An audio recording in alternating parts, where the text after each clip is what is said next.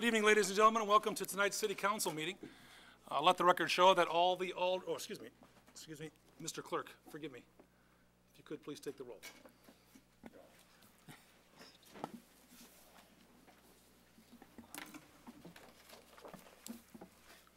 Mike Bruno. Here. Tara Burkhart. Here.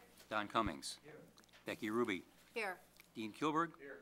Craig Maladra. Here. Richard Marks. Here. Gene McGowan. Here. Jim Radecki. Robert Swanson. Here. Gentlemen, we'd like to come forward. Ladies and gentlemen in the audience, those tuning in, these four gentlemen are with Geneva Wolf Den, number 1, Cub Scout Pack, number 1. Can you get closer? Number 138. And these gentlemen are going to lead us in the Pledge of Allegiance tonight. And earlier we had the chance to visit and tour and have fun, didn't we? Okay, guys, we're going to follow your lead. So whenever you're ready and you begin, we'll echo you, okay? This way, gentlemen.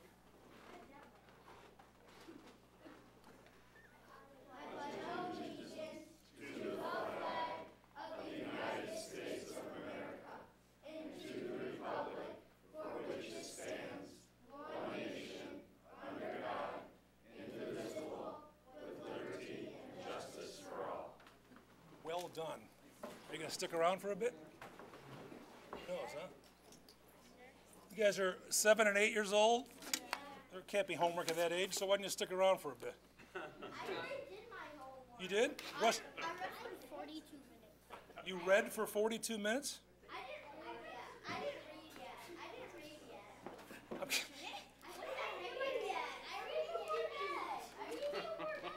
It's like the Politburo over here, Alderman Cummings. It's like, so gentlemen, why don't you have a seat? If you have any questions, raise your hand, okay? Well, not there. You can't sit. You can't sit there. You have to go over near Dad's, man.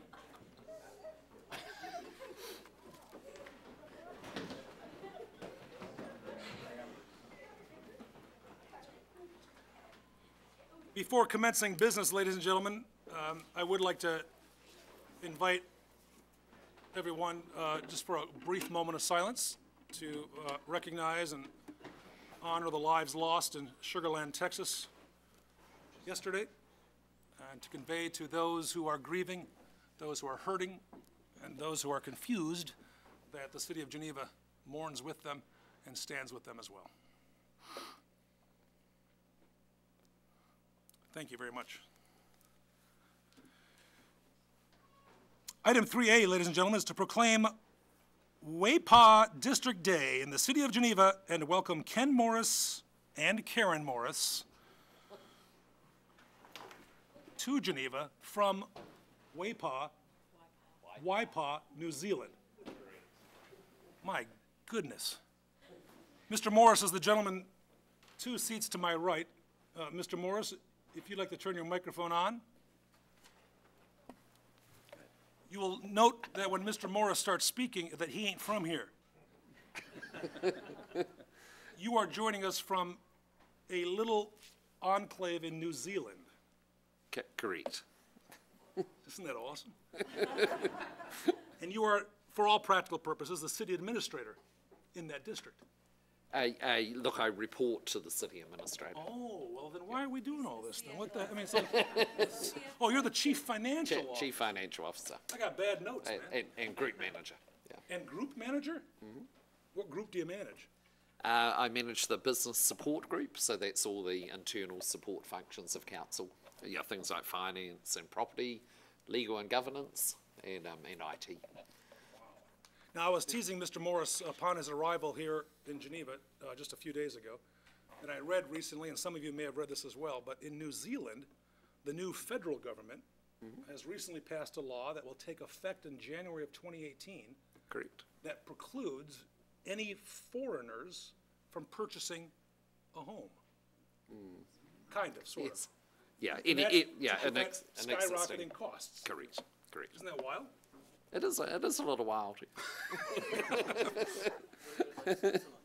Is that right, like Switzerland? Yeah. Wow. So if you want to buy property in New Zealand, get in quick. Get in quick? You have till 31 December. And the entire population of New Zealand's about 4.5 million. Correct. And in your district, there are how many folks? Around about 55,000 population in the Waipa district. And you explained to me that, and I hope I'm correct in this, you don't televise your meetings, do you? No, we don't. We don't televise the meetings. We often have the media present, but no TV. Why is that? We just haven't done that. So so some councils in New Zealand do have televise, but we haven't at this stage. And how many council members are there? There is a mayor and 12 councillors. What's a MIA? A mayor. Oh, mayor. A mayor. It's gonna be a long night, folks. Yeah. We actually in New Zealand we address our mayor as Your Worship. So we are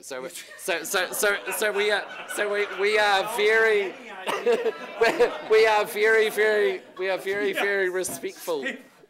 We are very respectful to the office of the mayor. Clearly. See, here it's your mediocrity. Right.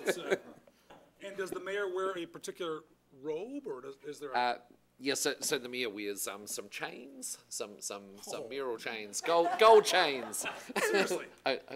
Only in a formal setting such as But a at the council meeting, certainly. Yes, at the council meeting he wears the chains. What do the chains represent? The chains, well, I guess they just signify the office of mayor, and in each of the chains is engraved the names of the former mayors. Yeah, so every mayor, each of the lockets, I guess, in the chain. So how many former mayors have there been? I don't know. We do have a wall of photos of the mayors similar to yours. Yeah. So it begs the question: if there's a lot of former mayors, does he ever sit straight up, or is it Right, so? okay. Yeah. There's not that many links in the chain. Yeah. And Alderman Maladra asked, "Is Mr. T the mayor?" Mr. T. Do you recognize that reference to pop culture? Is this the A Team? Yeah. Yes, I am. It's going back a little way, but they did show that program in New Zealand. Yeah, No but kidding. my wife may be more familiar with Mr. T and the Mrs. 18. Morris, would you like to wave to everybody? Mrs. Morris, welcome. Now, these folks, Mr. and Mrs. Morris, have seen a lot of the states, obviously all of Geneva, and you continue your tour of the states. We do. I believe you head next to, is it Niagara Falls, Buffalo? We do. Then off to Ontario? Yes, to Ontario. Yes, And then to parts of Pennsylvania, D.C., correct. back to San Francisco, New York City, of course. New York City first. New York City is boring. Yes, right. Is that right? Okay. Yes, and then we fly across to San Francisco before we go home. Wow. Now, you have 3 kids, We do. and you have a 14-year-old staying at home, but you've do. shipped him to a farm. We did. True. Yes. To your, is it niece's farm? Yes, correct.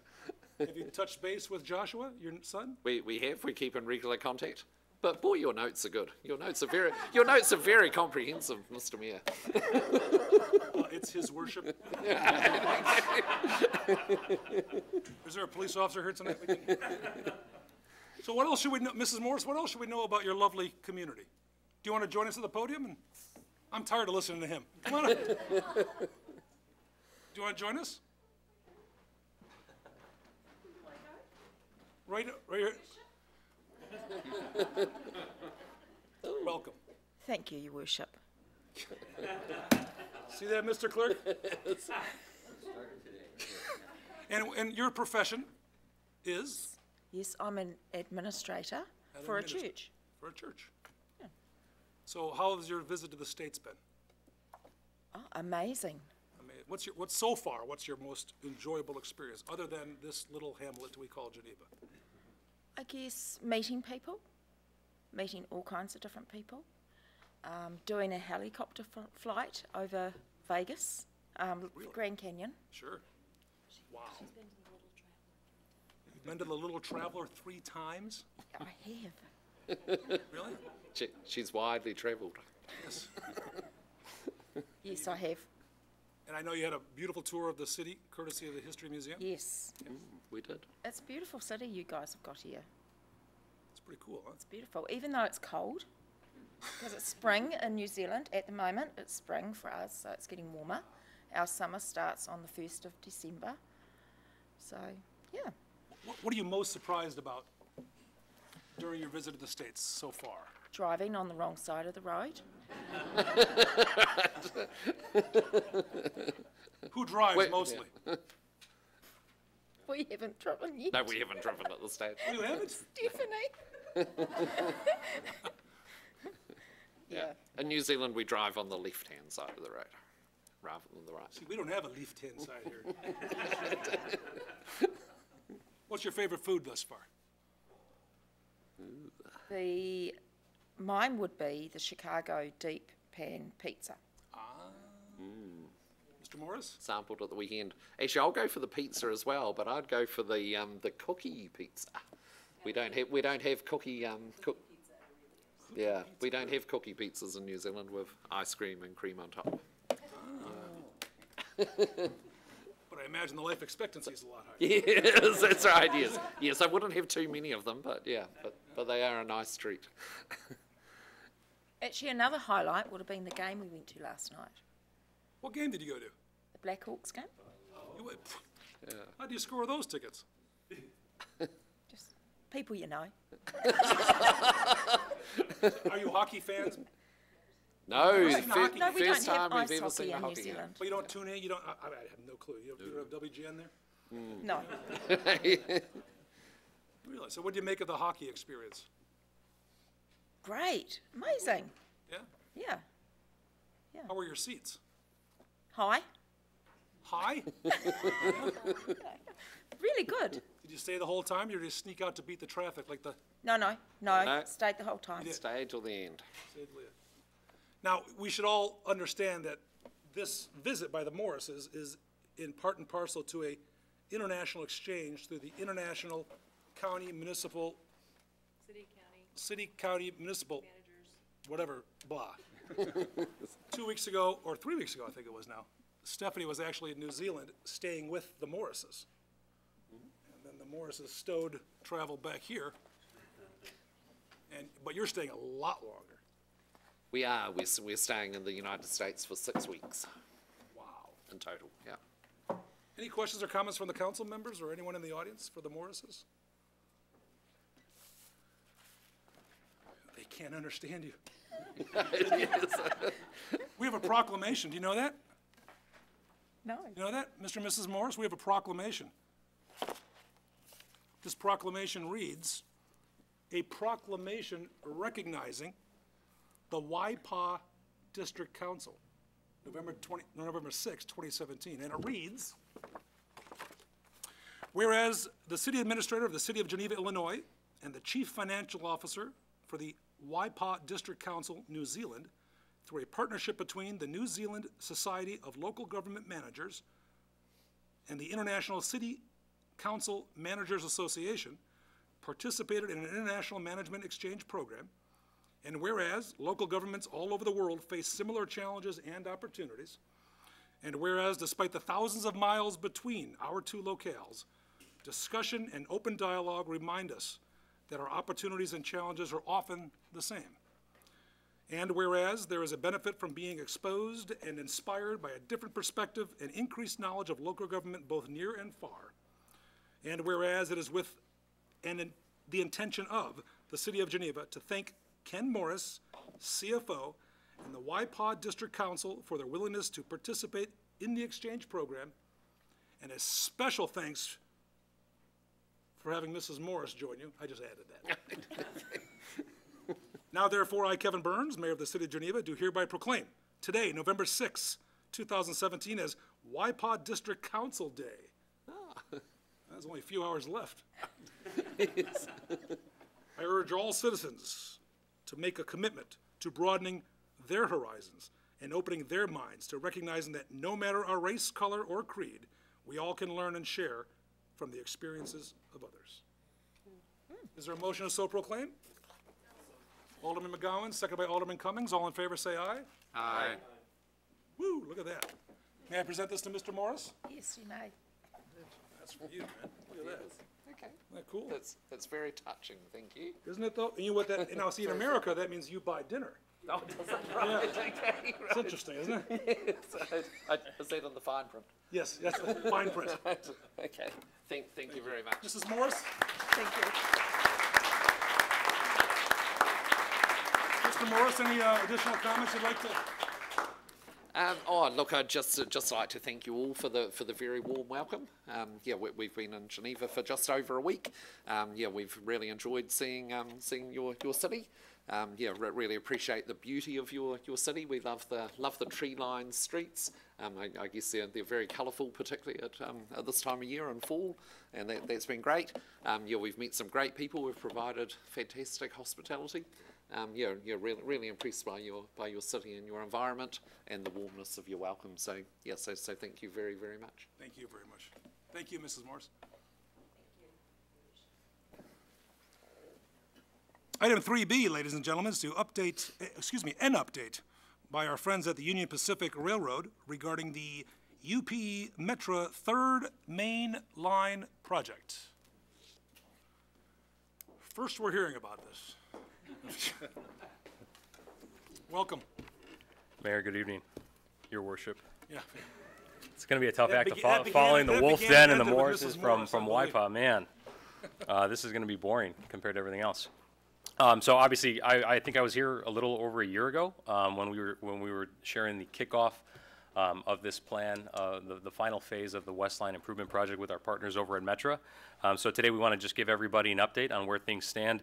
I know we hosted an open house recently at the end of September, and this presentation is from that open house with a couple tweaks.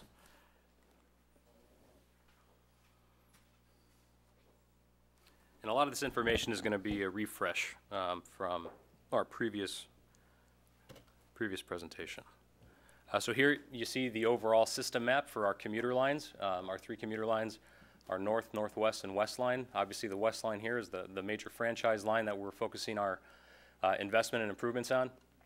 So you see, obviously, a strong mix of commuter and freight trains, 60 Metro trains a day, and then over 50 trains UP freight a day on this line, which causes the particular challenge that we have here on this line, which is the two major bottlenecks that happen. So the majority of the line is triple track throughout, but we have two segments, an eastern segment and a western segment, where we go down to double track. And by having that double track, it leads to a couple operating challenges for us. One of those is you see this bullet point that says daily rail traffic jam backed up into and across Iowa. That's on a daily basis.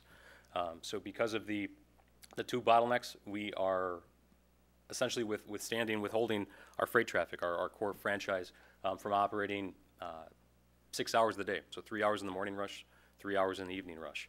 And then you see a lot of movement of the freight trains in between those windows to free up for the commuter trains during those times.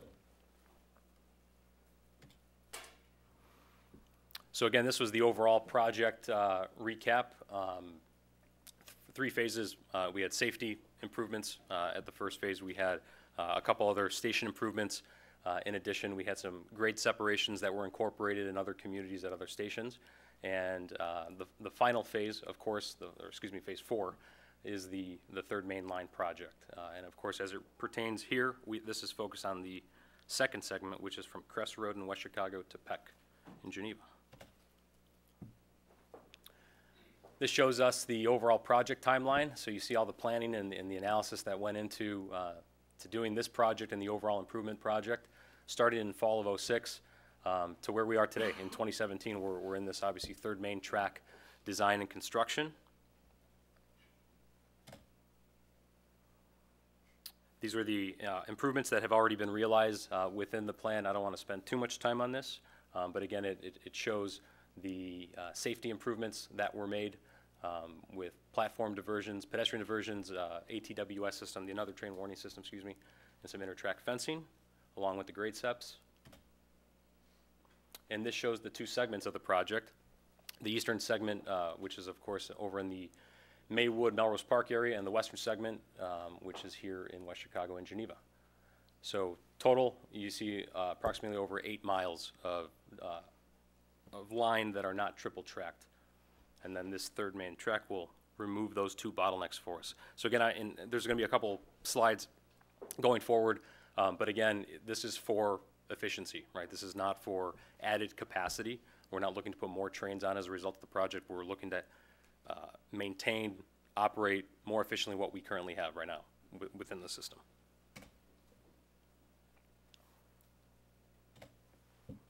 So here this shows an overview map of the western segment. So you see Crest Road to Peck, which impacts both the cities of West Chicago and Geneva. I don't think there's anything else in particular in here that I want to point out.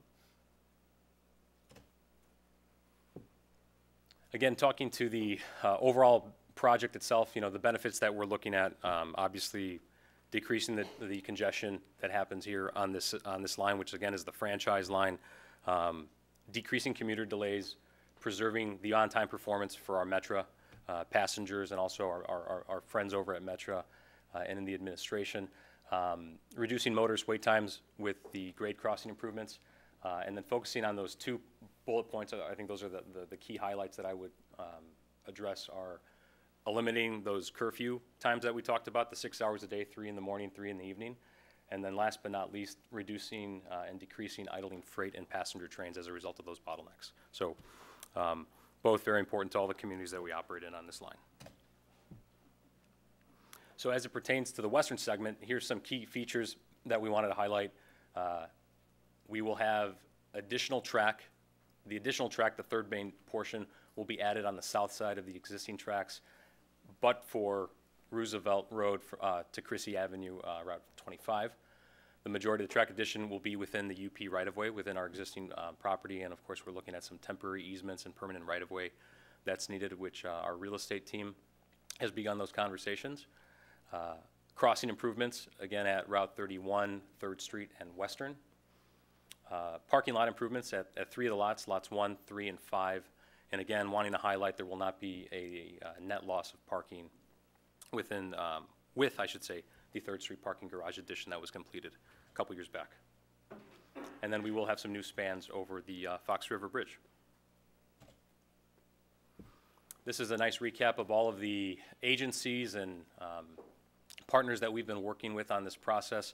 Obviously, a lot of coordination through the design, and I do want to recognize a couple specific people that are here with me today. Dimitri Skofis from Metra, Rick Conrack from Benish Engineering, and then Claire Anderson from UP Engineering on our construction team.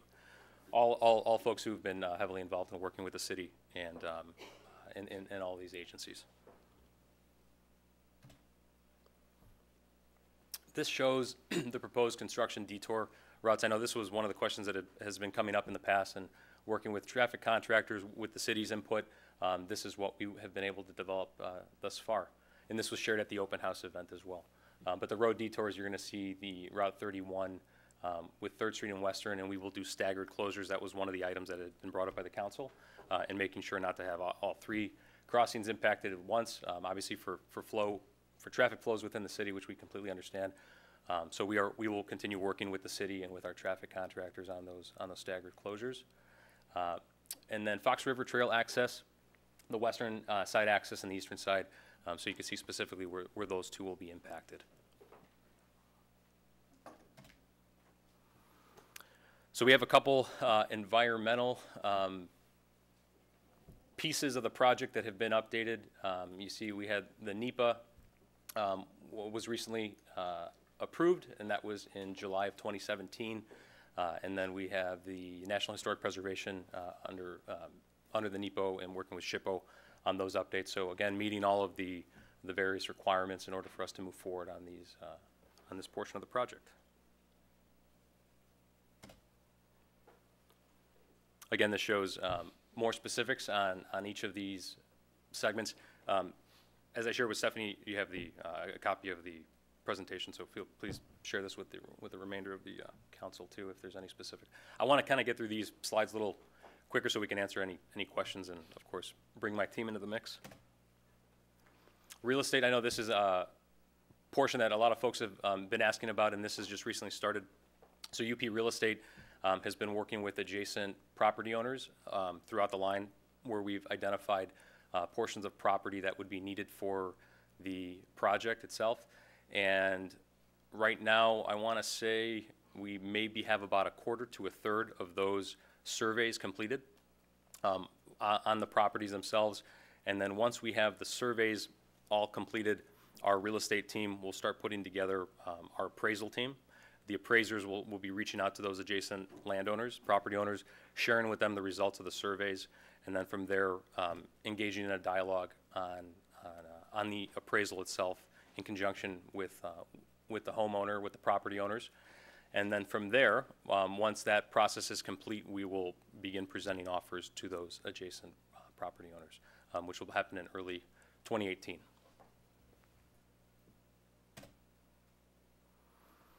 So again, the NEPA process, the environmental process has been completed, and that was in July.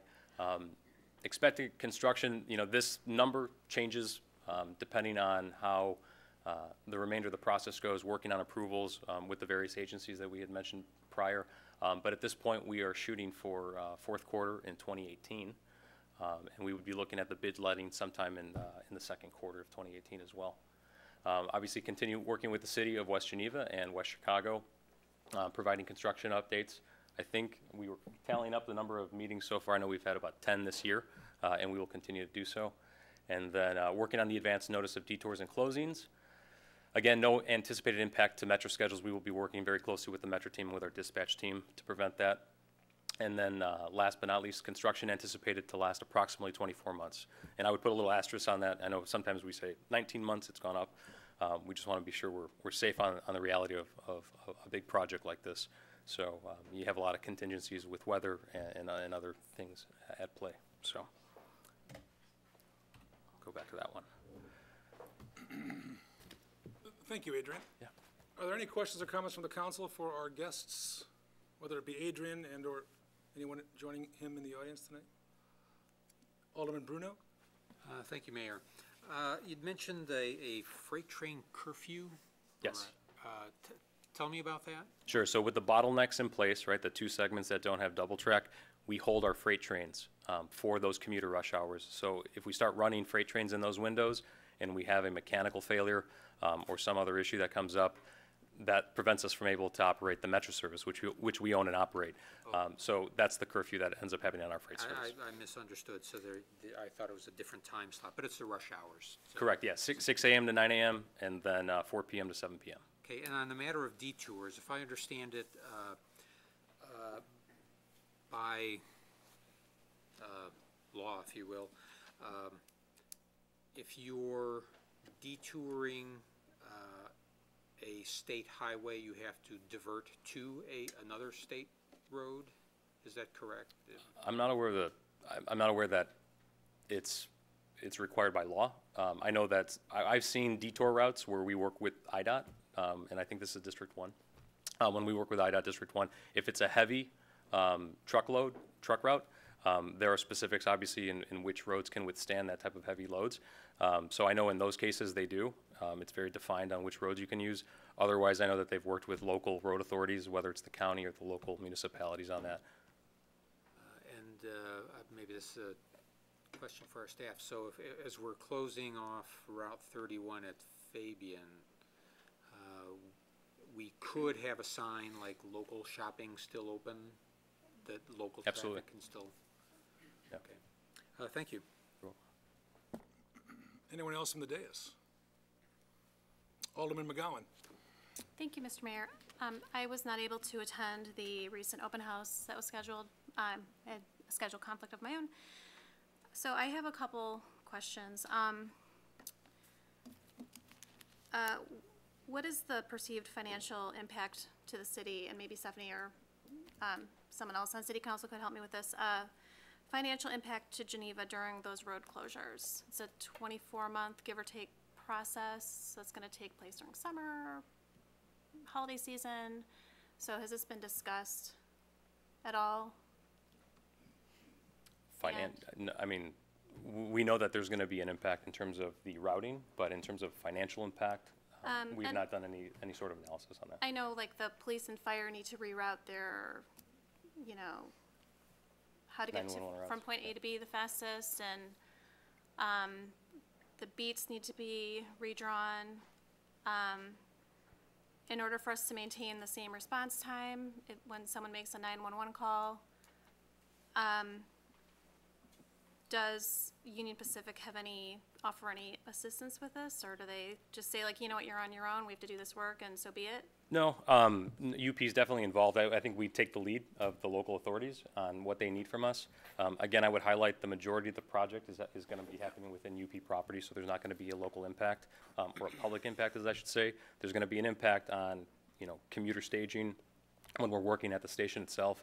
But again, going back to the closures are going to be bifurcated, so we're not going to have all those closed, so it's not as, if it was all 3 crossings at once, I totally understand. There's going to be a lot more coordination and design efforts to make sure that there's no impact.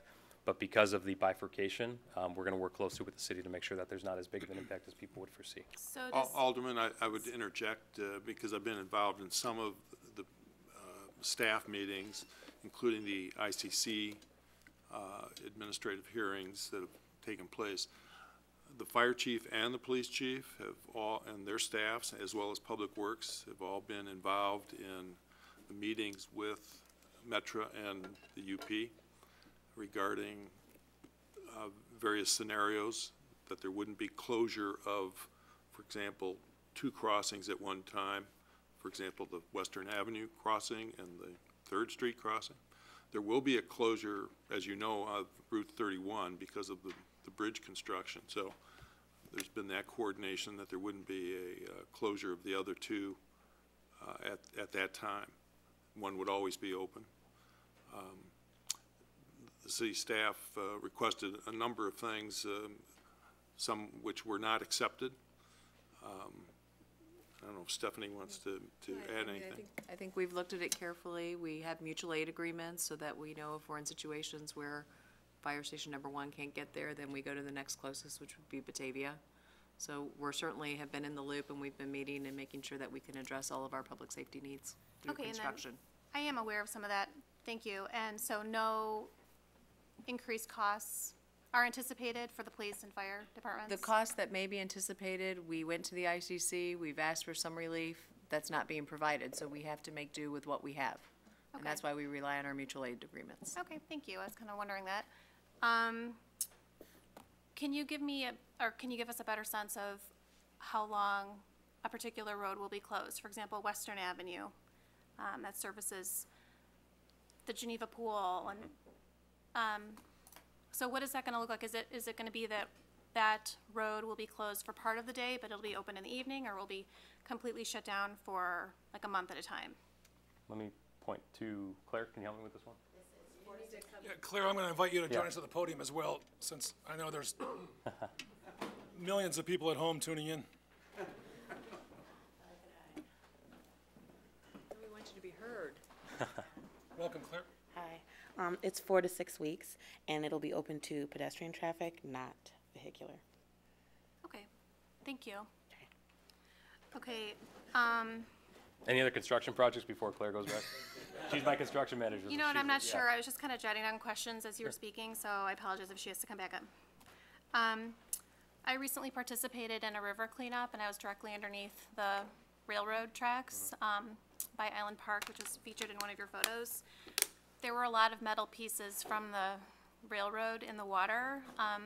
So I was wondering how you can, I guess, maintain safety and prevent debris, large heavy metal pieces from falling down on Route 31 where the bridge is, and then also over the river.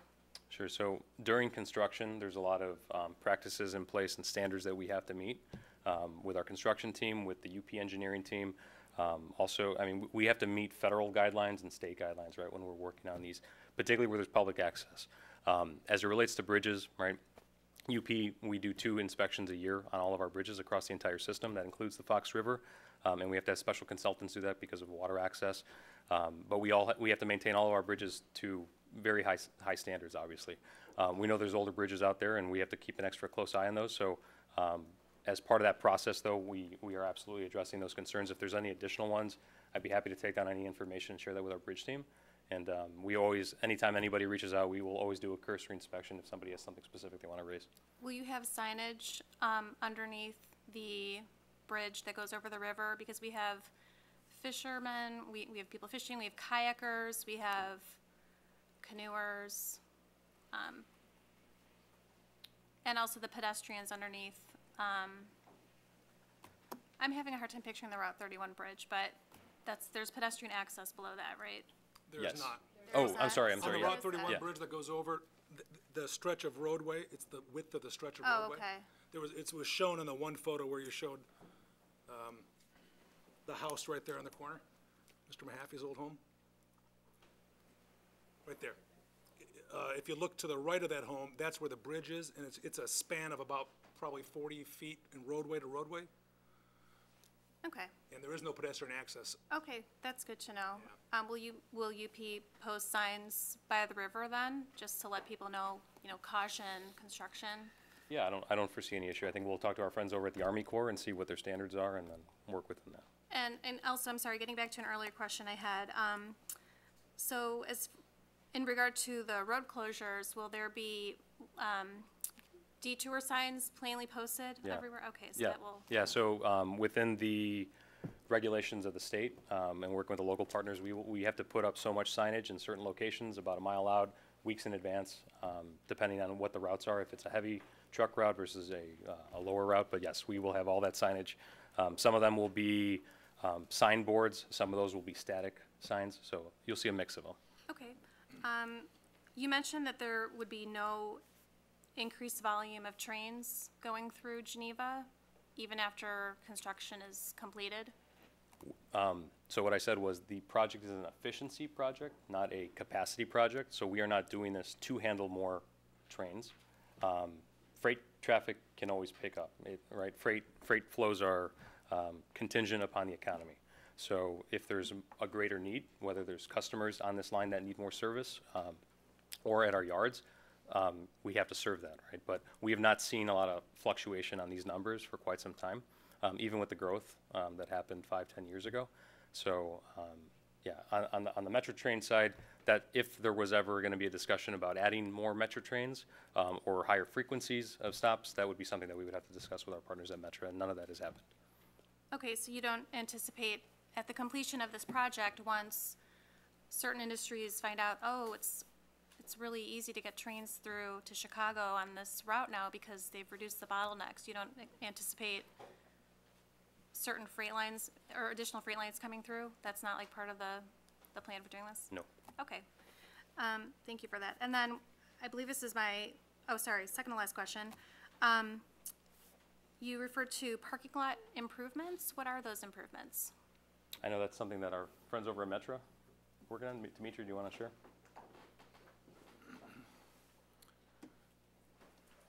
Welcome back, Dimitri. Yes. Good evening, Mayor, members of the council. So, as part of the improvements Adrian alluded to, the third track through the station is going to be on the south side of the existing tracks. So to build that and then a new platform, parking in that area is going to have to be eliminated. I don't have the exact figures with me. It's still going through the process of design. But essentially, as we've said before, a few years ago when we added the additional, or when the city built the additional level to the existing parking deck, Metro contributed state bond program funds to be able to build, for that additional level to be built. The understanding was we knew that with the track project, we would have a permanent loss of spaces on the south side, so we would make up for that with the deck parking. It doesn't blow away all the spaces, but whatever remains gets repaved, new lighting, restriped, obviously, fencing, improvements like that. Okay, thank you. Okay? All right. And this is my last question. I just wanted to get a better idea of what the pedestrian crossings are gonna look like once the third rail is complete at Western Avenue and on 3rd Street. So, Claire, as it relates to the crossings, we're not putting in, we will have new gates that will essentially be relocated as part of. So pedestrian gates at Western? Okay.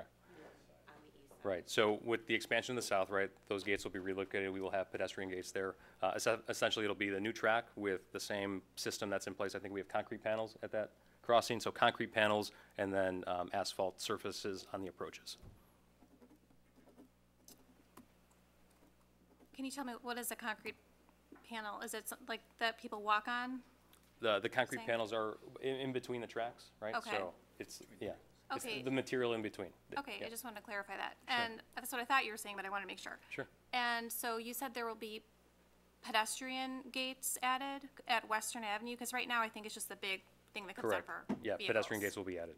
Okay, so there will be And I both. believe that was something that had gone through the ICC, through the Illinois It's a Commerce Commission. negotiated item. Yeah, Only on the east side. where the sidewalk is. Oh, yes, at The Western current sidewalk Avenue. is, there's a little stop sign, and that's all that's Yes. there currently. In the future, there will actually be a pedestrian gate. Okay. So and then lastly, on Third Street, what will the pedestrian crossing look? Because a lot of people have to buy their ticket and they're kind of like rushing, or depending on which side of the train tracks their train is going to be on for the Metro. You get a lot of people kind of like rushing there, and it's going to be a longer distance for them to travel now with the third rail. So do you anticipate there being safety issues there, or what is going to be? No, so I think what I would say is, so the only property that's going to be added in that area, it's going to be the same surface space, right? We're not creating new surface space. It's going to be different surface space with the track there. But the track essentially is going to be taking up some of the space within the current right-of-way. So we don't anticipate any additional space that they're going to have to travel in order to get to the other side. So will there still be the same number of train tracks on Third Street at the Metro station right now? Or will there be 3 rails there? There will be 3 rails. Okay, so that is a longer distance for them to cross, isn't it, or no? So to get to the other, right, so what I'm saying is the additional track that will be there, right, is not going to be taking away the space that they're walking over right now. I understand what you're saying, but yes, if I have to add more feet in terms of what the track is versus what the street is, then I would say, is it 20? 20 additional feet.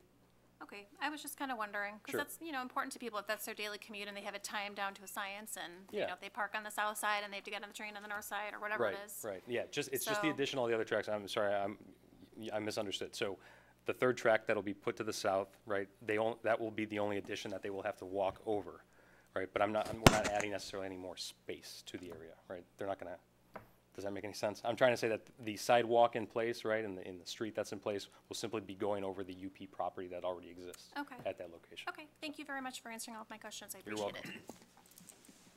Anyone else on the dais? Alderman Gilbert? I had a question, on behalf of all those people that ride Metra. They've had some sizable fare increases over the last 2 or 3 years.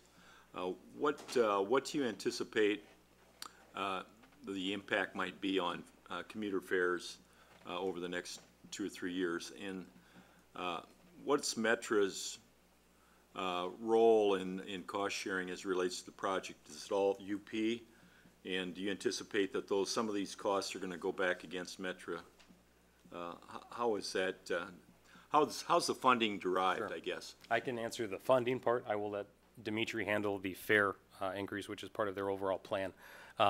So with the funding of the project, right, it's at about it's over 110 million right now. 44.5 million of that is the Metro contribution, of which is coming from the state, right? That was through a grant that was executed back in 2014, I want to say. So that's the public funding. The remainder is on UP. And Metro is capped at 44.5. Correct. How do you recover those funds? I guess my question is, do you anticipate any additional fare increases here over the next 2 or 3 years as a result of this project? No. There is nothing for Metro to regain to recap from that funding, right? So the funding is state funding through a grant, specifically for this use. The remainder of which is privately funded from UP will not be sought from Metro. So no fare increases? So a fare increase is not specifically related to this project. A fare increase takes in account all our needs through the system, whether it's, you know, bridge, track, signal, station parking, equipment, so, For your entire system. for our entire system. Understood, thank you. Right. Anyone else from the dais? Alderman Ruby, thank you. Thank you. Just a curiosity question. The land acquisition is still in process? Yes. Okay, so I assume that a stumbling block there isn't going to halt this project? How do you handle that situation if somebody doesn't want to let you buy their land? Yeah, so we haven't gotten to that point. We've been having amicable discussions with all the adjacent property owners. So we'll let it play through the process, and you know, we feel confident that there will be the offers will be representative of the property that we will need to acquire. Okay. Does it typically go pretty smoothly, this type of situation, or do you get much? There's not any one particular, you know, hat fits all in these. It just depends on how it goes, but you know, right now we're not seeking to acquire entire, you know, Sure. parcels of property. It's portions that are right adjacent to the right of way. So I don't have a crystal ball, but the discussions have been very positive. Okay. Yeah. All right, thank you. If there's no other questions from the dais, I have one, then we can certainly open it up to the audience. A couple questions I believe you may have received before as well is, can you define clearly, or as best you can tonight, what the work hours might be with respect to the third track construction? In other words, will there be work taking place in the evening hours, overnight, what have you, in order to accommodate that 24? To stay within the timeline. Claire, can I? Claire, I had a feeling this might be you. So. Yeah.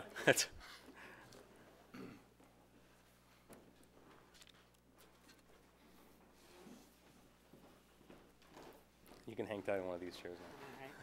So the majority of the work, yes, will be in between our normal windows from 9 to 3 because we don't want to affect the rushes. But there may have to be some work that's done at night. If it's easier to set the spans over the bridge on the Fox River at night, so there's less people riding their bikes on the trail, less people that are affected by the work, that may be something that the contractor wants to do. It may be something that can only happen during the day. If we run into time crunches, when it gets closer to the winter next year and there's some asphalting that we have to get done, there may be times we have to work on the weekends or work overtime to get those types. So I don't want to just cram them into the 9 to 3 window and say that that's the only time that they'll ever work, because they might have to go outside of that sometimes. Now, the UP has been, I believe, very, very good before with respect to those outside the normal hours of work, notifying certainly our team so that we can notify our community via social media and other channels.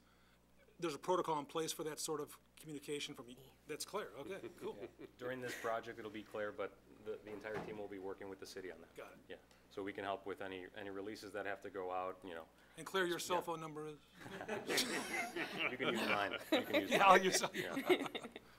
So just to add to that, you know, obviously it's to protect our on-time performance during the rush hours. And then other large projects we've had, like the Belmont Road grade separation and pedestrian tunnels, you know, I don't want to tell you it's not going to happen. More than likely, you know, when you get to bridges, that type of work, we would well in advance, you know, request that permission, provide the dates in advance. And sometimes that work can start from Friday post rush hour, afternoon rush, and can go through the evening, through Saturday night, through Sunday. But typically that Monday through Friday rush, which is our bread and butter, they would have to be off the tracks and ready to run commuter service at the Monday rush hour. But we'll cross that bridge when we get to it. Wait, I'll say that all night, weren't you? Anyone from the audience, questions for our guests? And not to interrupt you, but one more thing, you want to rush, we always want to remind you about increase during construction when there are workers within the right-of-way. I was going to bring the, exactly. Train horn. So. That's a federal regulation. Correct. Can you summarize that again for everyone tuning in and those in the audience tonight? I'll do my best. I believe it's if a roadway workers within 25 foot of the rail, nearest rail, the train engineer has to sound his horn. If a train is approaching a crossing 15 to 20 seconds before they occupy the crossing, they have to start sounding their horn as well. So with workers and the extent of this, and heavy equipment, anything that could foul the track, so a crane that could fall over, land on the track, they all have to blow. There's a safety officer on site called a flagman. He communicates with the workers on site, also with the train crew. So this is all federal law. We have to sound the horn. That's part of the project. Or another train in the station. Correct. Correct. Anything that's going to be Anything- safe, anything any that's out of- safety related. You Yeah, got it. that's right. Yeah. So. Anyone else? We appreciate the update very much. Thank you. Thank you, Mayor. Thank you. Thank you, Council. Thank you, guys.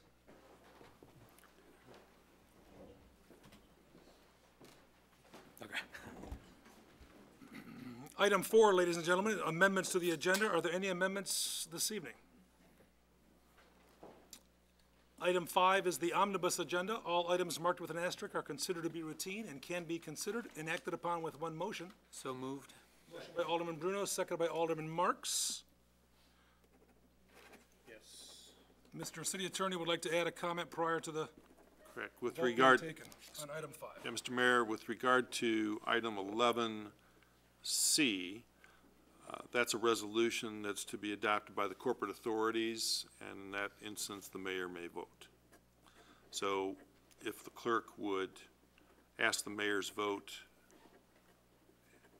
during the roll call vote on item 11C, please.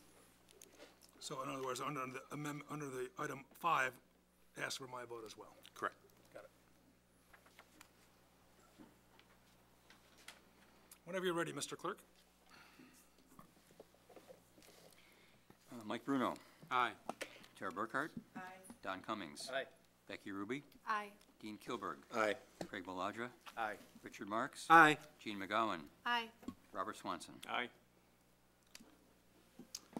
And Mayor, And I vote aye as well on 11C. on 11C. According to my note card, we're at item 9A, recommend approval of estimated 2017 tax levy. Is there a motion? Motion by Alderman Marks, seconded by Alderman Ruby. Questions or comments for the city administrator and/or our finance manager? Alderman Marks? Stephanie, it's going to be your question. For the debt service levy decrease for the Prairie Green wetland, which is really decreasing it, you know, we received approximately $1,051,000 from the credits, and we're only using $1 million of it to reduce the levy. Did I read that right, or are we using all of the? I guess my question is are we using that other 51,000? Because that was always the plan was to always reduce that. So I'm going to let Rita address okay, that for you. didn't know. The reason why I'm not using the extra 50,000 is to save it in fund balance. There will possibly be future projects to get these the remaining wetland credits to be sold that we may need those funds for. So I'm holding them back. We can, if we get more money in the next year or two, we can use those again. Okay. It's really just kind of making sure that we don't wipe out the bank if we need to do any improvements or even on the trails or anything else out there. All right. Okay. Thank you. On item 9A, any other questions for Ms. Cruz or Ms. Dawkins?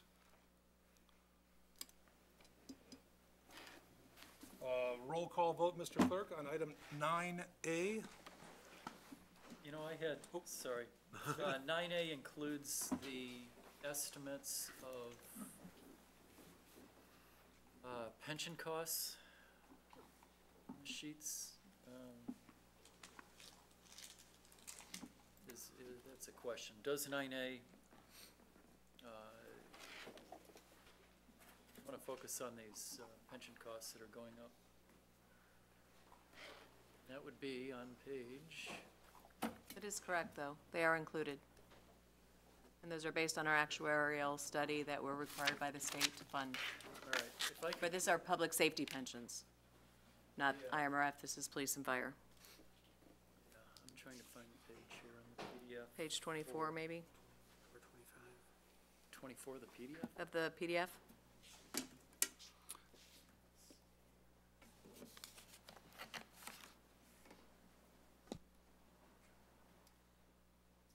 Rita, I will have a couple of questions for you on this, please.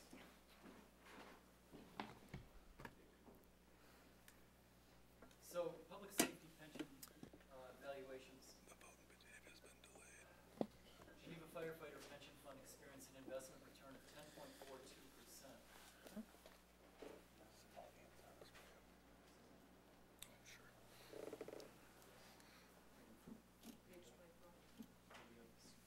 Page 24 of the PDF he's reading from under public safety pension valuations. 10.42% annual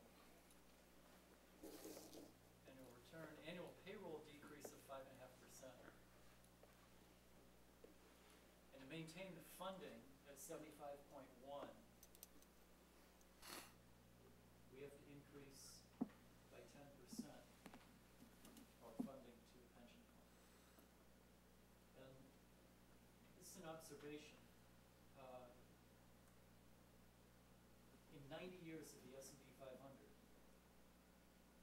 the average return in the S&P 500, and that's the S&P 500, this is a blended fund, has been 10%. So Oh, turn your mic on, please. it's on. Okay, thanks.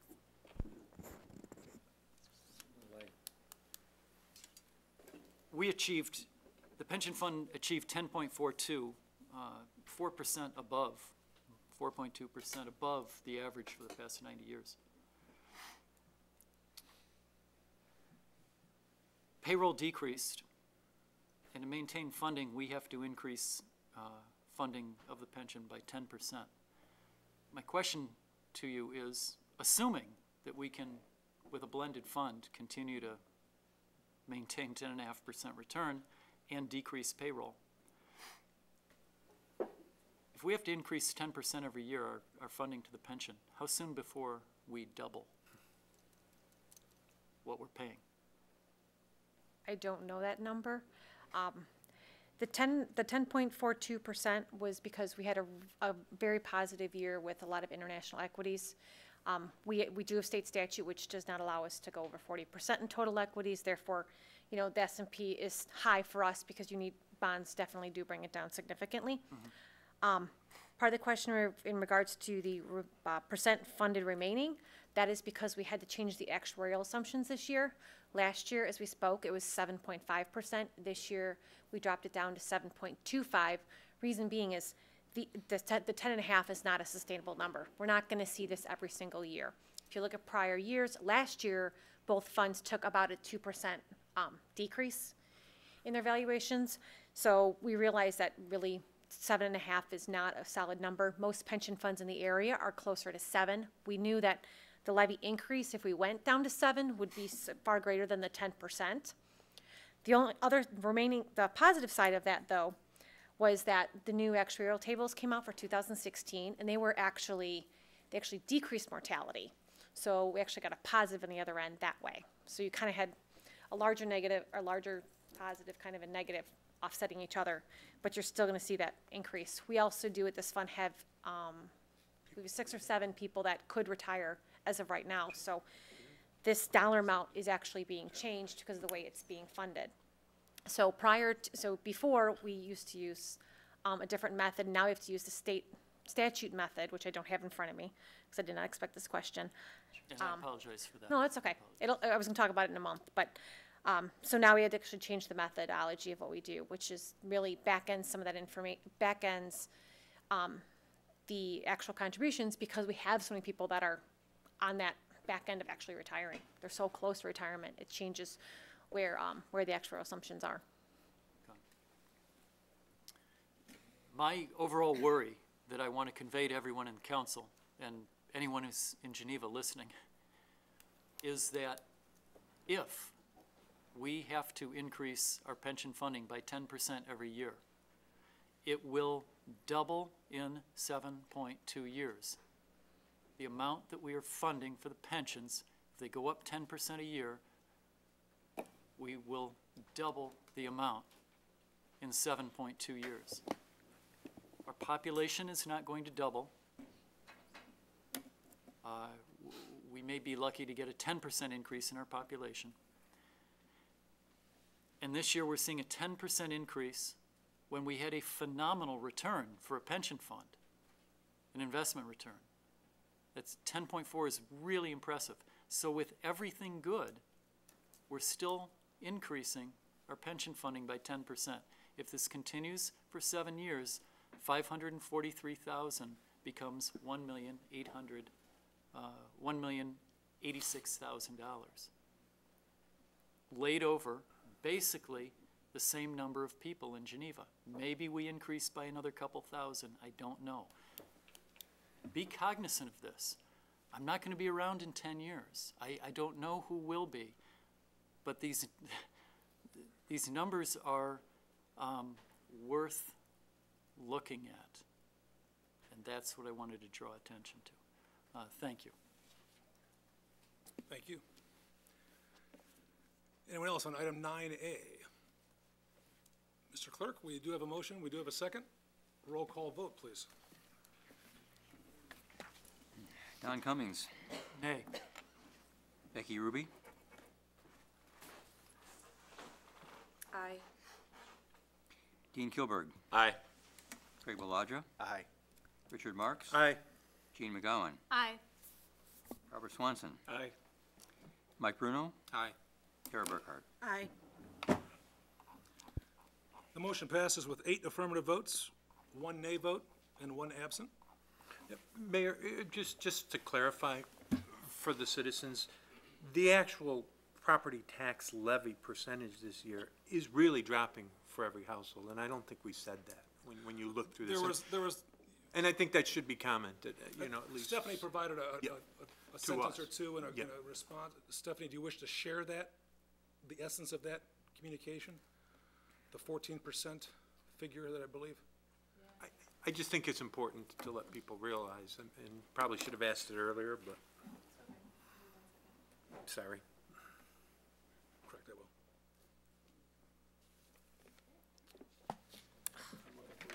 Hold on. It's on like I had it. 27, page 27, I think. No, I was looking for my, Oh. because I had a chance to. Yeah, I've got it right I have it, here. I've got it right here. Because essentially the rate is going down because our EAV is going up, is the short answer. Right. So the rate that will be applied to the tax bill will be 14.6% less than last year. The actual decrease of the city portion will vary depending upon other changes applied to the property bill. Again, so like I said, if your EAV on your house goes up and your tax rate goes down, you still may see an increase, but the tax rate overall is going down. I mean, the examples Short we answer. were given was, if it's a $250,000 home, we're gonna see it going down by $80. Correct. If If their value stays at 250 and all 350. variables are the same, that is correct. Just so that most people realize that. The city portion is probably gonna stay the flat or go down, Correct. so that they understand that. That's all. Thank you. Thank you. The motion passes with the numbers I provided, 8-1-1. Correct, Mr. Clerk? Correct. Item 9B, ladies and gentlemen, is to recommend acceptance of second quarter fiscal year 18 goals status reports. So moved. Motion to accept by Alderman Marks, Seconded. seconded by Alderman Kilburg. Prefer a voice or roll call, Mr. City Attorney? Roll call it is, Mr. Clerk, unless there's any questions or comments. When you're ready, Mr. Clerk. Mike Bruno. Aye. Tara Burkhardt. Aye. Don Cummings. Aye. Becky Ruby. Aye. Dean Kilburg. Aye. Craig Maladra. Aye. Richard Marks. Aye. Gene McGowan. Aye. Robert Swanson. Aye. The motion passes with 9 affirmative votes, no nay votes, and 1 absent. The motion passes. Item 10, municipal bills for payment. We kindly ask our clerk to read the bills in their aggregate for our consideration this evening. Bills for payment total $2,868,444.82. Mayor, I move that we approve and pay the bills as read. The individual items that add up to that amount can be found in tonight's packet on the city's website. The motion to pay the bills as presented and available on our city packet and on the website is offered by Alderman Bruno. Is there a second? Second. Ooh, that's a tough one. Refer to the attorney. Alderman McGowan, gets the second. Questions or comments? Mr. Clerk, when you're available, roll call, please. Mike Bruno. Aye. Tara Burkhart. Aye. Don Cummings. Aye. Becky Ruby. Aye. Dean Kilburg. Aye. Craig Maladra. Aye. Richard Marks. Aye. Jean McGowan. Aye. Robert Swanson. Aye. The motion passes with 9 affirmative votes, no nay votes, and 1 absent. We skip down to Committee of the Whole, items of business. Item 11A is consider ordinance number 2017-25, amending Title I, Administrative, Chapter 9, Municipal Taxes, Article D, Places for Eating Tax of the Geneva City Code of Ordinances. Is there a motion? So moved. Motion by McGowan, Second. seconded by Bruno. This matter is on the floor for discussion. Mr. Mayor, also this action calls for consideration by the corporate authorities, which allows the mayor to vote. Questions or comments from the dais? Alderman Maladra. Just a couple of comments for clarification. This is not a proposal to add a places for eating tax as well as a increase to the non-home rule sales tax. If the non-home rule sales tax referendum is successful, this tax will not take effect. Correct?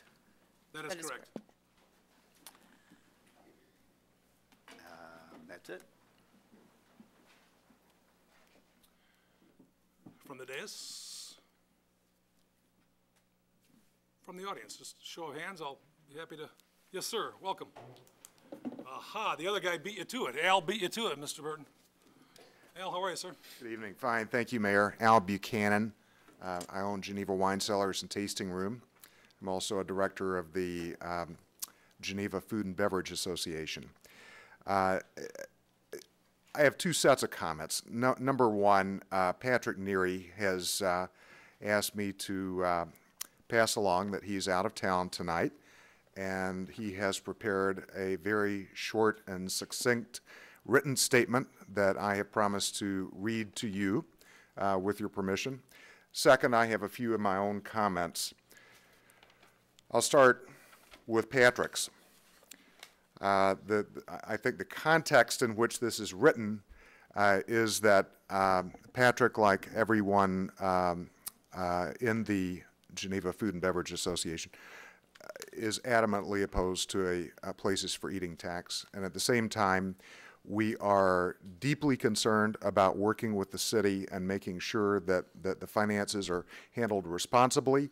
And to the extent that a 0.5% across the board sales tax increase is required to meet those financial responsibilities, we have, upon a demonstration of need, offered our support.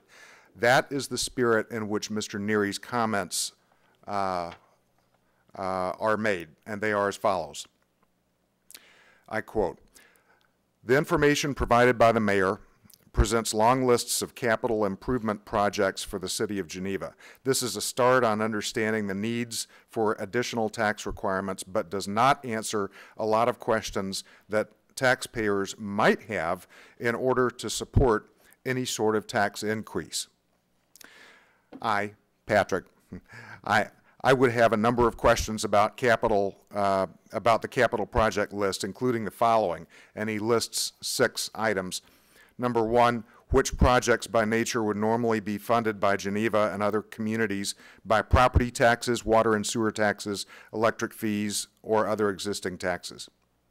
2, can the project list be prioritized? Which of the listed projects are urgent needs, which can be deferred but at a cost, and which are nice to have? Number 3, do all of these projects benefit the entire community? Number 4, what are the consequences of not funding some of the projects with suggested taxes? Are there alternatives, including fundraising from private capital sources? Number 5, is there a current funding plan over a specific number of years that demonstrates the desired taxes will address the deficit and when? And number 6, did the surplus from prior years fund projects on these lists, or did they just add to the reserves? I would also have a number of questions about the proposed taxes, including the following, and he lists 2. Number 1, will the tax revenues be restricted to capital expenditures, and if not, why? And number 2, will other tax rates and fees be raised, and if not, why? This is just a brief list of questions that I might expect any educated taxpayer to ask, and therefore we should know the answers. That's the end of Patrick Neary's statement. My own comments. Mr. Buchanan, do you have Yes. a copy of that you'd like to submit to the clerk? You can certainly email a copy. We'll make sure we get it to the clerk. I will, yes, I'll be glad to do that. I can relinquish my one and only copy right now. Thank you, sir. Thank you. Would you like a copy back sent to you? You good? Okay.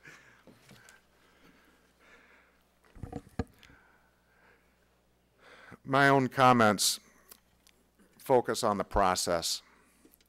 And I feel like history is repeating itself. Most of you all were either on the dais or in the audience the first time we went through this process of a places for eating tax. And the number one criticism of the first introduction of the tax was that it was rolled out with no notice and opportunity for the food and beverage businesses in Geneva to offer input. I understand that some votes were cast based on the problem of failing to communicate with the industry that's being taxed. And yet, we see history repeating itself. As Mr. Simonian pointed out at the Committee of the Whole meeting, when he reached out to us being the GFAB members, none of us knew a thing about what was going on because no member of the council had reached out. Mr. Simonian reached out only days before the Committee of the Whole meeting, and then one councilman reached out to us over the weekend preceding the Monday meeting. We didn't view that as adequate. Mr. Simonian commented on that. Mr. Neary echoed Mr. Simonian's comments.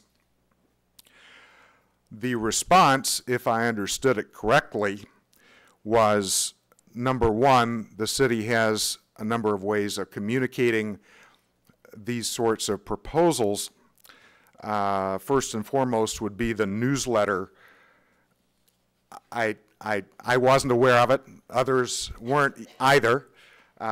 After that was pointed out, I did take the opportunity of going on the city's website and looking at the newsletter, and I see the fall newsletter. It's wonderful. It's very attractive, very well done. It talks about leaf collection beginning in November. It talks about make your voice heard about Geneva's future. It talks about trick-or-treat hours and safety tips. It talks about Geneva being named the top baseball town. I could go on. What it doesn't talk about is exactly what Mr. Simonian and Mr. Neary pointed out, which was the places for eating tax. Not once was it mentioned, yet the newsletter was offered up as a means by which the city is doing a good job in communicating to the food and beverage members. I respectfully submit that that did not happen. Number two, response to our comments of concern about the lack of communication, about no one reaching out to us and letting us know that there's a plan to revive the food and beverage tax. The other response to our concern about that was, if I understood correctly, basically it's not the city's job, and I believe the mayor made a comment about, well, with regard to the referendum, you wouldn't expect me to walk down to State Street Jewelers and advocate for that, because of course they're going to be against it, because it's going to hit them pretty hard given the average size sale that that they have and the commensurate tax increase. I would respectfully submit, yes, that is our expectation of what anyone on this council or in this administration that's advocating a tax increase, a significant tax increase, which is what we're talking about, that is our hope and expectation that you would do precisely that. And likewise, just as we would hope that you would reach out and make contact with all the constituents, all the constituencies regarding the 0.5% tax increase, it had been our hope to have heard from you about any attempt to revive the places for eating tax. We did not hear from you. We're not sure what to make of this, given the fact that we already went down this road once before of having a tax passed without us knowing it or having an opportunity to give input, and here we go again. What we made eminently clear in the first process was that we want to work with you. We, upon a showing of need, and Mr. Patrick Neary's comments addressed some follow-up questions about making that showing of need. Upon making a showing of need, we would want to partner with you to make sure that Geneva has adequate tax revenues. We feel that rather than having our offer to partner with the city reciprocated, what we were presented with was a gun to our heads. And that gun is in the form of this contingent places for eating tax. And it said that the tax will not kick in if the referendum passes. Think about what this looks like to the public. It looks like exactly what it is, the city holding a gun to the head of the food and beverage businesses and expecting them to support the 0.5% sales tax. Let us come into this clean. Let us get our questions answered about revenue needs.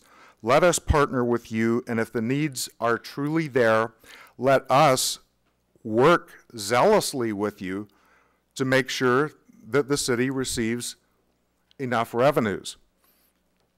We will find it very difficult to have any credibility with the public making that message known if it is also known that our bias and motive has to do with the fact that we're being forced to support something, the 0.5% tax, that we would suffer a consequence if it doesn't go through.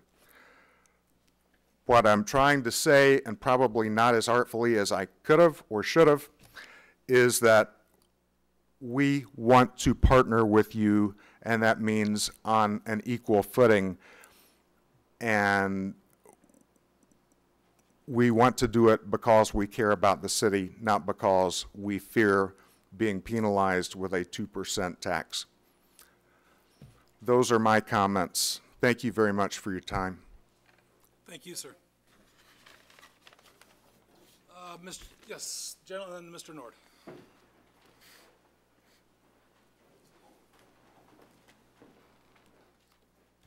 Good evening. My name is Christopher Barton, and I'm President and CEO of the State Bank of Geneva. As a career community banker and a representative of a bank that has supported the development and growth of local businesses since 1903, I'm here to share with you some feedback I've received from our clients, as well as other businesses which will be impacted by this proposed tax. First of all, on an item for later in the agenda, without taking a stand for or against the sales tax, I would applaud you that you are putting it to the electorate to vote on it. Because in this day and age, in our country where people are asking for tax decreases, concerned about the size of government, to have a body like you, as you all represent individuals in the community, to put it to a vote, I think that's the appropriate thing to do. I'm not here to debate the revenue needs of the city or whether there needs to be additional expense reductions. I do know that every business I've talked to which is affected by this tax is opposed to the tax. Reasons that I've been given: one, it is not fair to put the entire burden on one industry, particularly an industry that has been so critical to the development of the downtown and continues to be. Restaurants bring a number of people into the city from other areas, not just Geneva, and it benefits the whole community. Restaurants would be forced to raise prices if this tax was implemented, which would adversely affect business. And in the perception in Chicagoland would be that it costs more to eat in Geneva. Quite frankly, I get frustrated when people say, well, what does Batavia do, or what does St. Charles do? That's not the question to ask. The restaurants draw from a broad range. And there was an article in the DuPage edition of the Daily Herald. Incidentally, it was an editorial where Geneva says Geneva was right to back off dining tax. One, I bring that up because we don't want people in DuPage County or otherwise, other places, think that, because they don't know the details, it's going to cost me more if I make that choice to go to Geneva instead of Naperville. They're not going to go and look at all the details. It is going to affect business. A side note, in the editorial, and this was on April 27th, that the Daily Herald they have proponents of the restaurant tax say it's attractive because 3/4 of the diners are from out of town. If city officials decide to go down that road again, they need a plan to help restaurants boost their appeal to customers in other ways. We would be foolish to think this is not going to adversely affect the restaurants, and it is just putting the burden on one industry. Also, I think it goes astray from, I'd say, some basic principles that we tend to live by, which is that your constituents, you're proposing to implement a tax that's going to affect your constituents, and none of us have any idea how the constituents feel about it.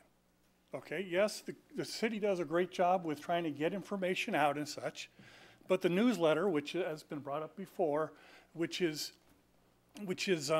what most people would look at, that's why there's things about leaf collection, trash collection, other things, that's where they should see communication about the sales tax and as well as this other tax. That's what they're going to look for. They're not going to sign up for notices about city council agendas or city council meetings. You all communicate in that newsletter about things that are important to people, but this, for whatever reason, has been omitted. When I was going through this editorial, it was interesting. It said, and this gets into history repeating itself, in our experience, tax proposals don't stay down for long. If the leaders of Geneva bring it up again, they have some work to do to get buy-in.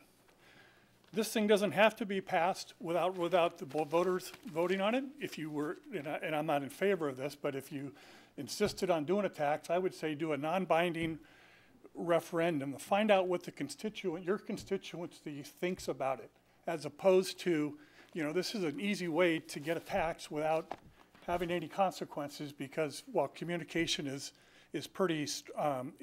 on the internet and stuff, we all know that only a fraction of Geneva's public knows what's going on tonight. No matter how much on the internet, they don't know. And it's an easy way to get a tax and not have people know, which I strongly, and the bank disagrees with. Thank you. Mr. Nord. Yes, sir. Then Mr. Olesen. Good evening. My name is Brian Nord. I live at 122 North 4th Street. Again, there's another great reason to come to City Council. I get to meet folks whose restaurants I would never go to, probably. So am I permitted to ask questions? Is that? You can ask questions of the chair, and then the chair can determine whether the question can be, or the answer can be provided by either professional staff or myself or perhaps another council member. Okay. One question was, what kind of data has been provided by any of the stakeholders about how much effect there will be to the economy in general and to the restaurant industry in Geneva? And I'm looking for pretty specific numbers. So I'm looking for primary sources and any statistical analyses that may have been conducted. Does that exist? Has that been discussed in this body, either in private or in public? I will venture an answer here. The information that's been provided to myself and I believe to other council members who have met with the restaurateurs for the last couple years, I think there's been some solid information presented from their perspective. It's been distributed, shared, read, understood. I can't say for certain whether I would consider that information to be analytic or perhaps, what's the term? Anecdotal. Whoever said that, thank you very much. I owe you. So, but there's been forms of both. Okay. Another question, I guess, is... Mayor, may I please comment?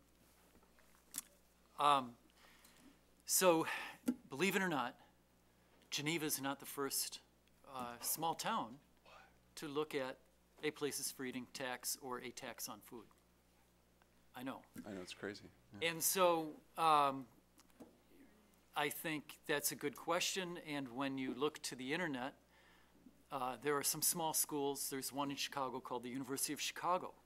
And their economics department tells us that as the price of things go up, actually, I just interrupt real quick. I was hoping I could be specific about the restaurant industry. Yes, that's in general. Yeah. And then there are some studies out there that are particularly focused on the restaurant industry, and they do show cause and effect. Now, have those been discussed here? Yes, Those, yes. okay. Now, discussed and dismissed. At first, for someone to say to me, I wish that you had proof, and then for me to bring up proof, and then for someone to say, you know, I don't really believe that anyway. I don't know where else to go. Well, if you can cite the source, I'd be happy to look it If up I can and get your email work for myself. address, Sure, sure. I will push all that to you. Okay. So that's obviously, I'm in a minority. That's my position. People disagree with the reports, the analysis and all that. They disagree with the general idea that when prices go up, usage goes down. And then they disagree in particular with the report. I can't do anything more other So than... has that report been discussed? Yes. In detail in this body? Yeah. Here? Alderman Cummings has cited the report in commentary he's made in previous meetings. Okay. He's actually provided us links to that report. I believe the restaurateurs might have it as well. I know Great. I certainly do, and others, but yeah, I think all of us have done yeoman's work in terms of providing information, anecdotal or otherwise, and having conversations, very thorough conversations. Okay. Comparing other communities, certainly, comparing all sorts of things, so, yeah. I think, The meetings that I've been to, I come to a couple a month maybe, it's been less recently, but I've heard less data-based arguments here, so I was just checking on that. I appreciate the clarification. May I? Alderman Cummings still has the floor. No, I yield.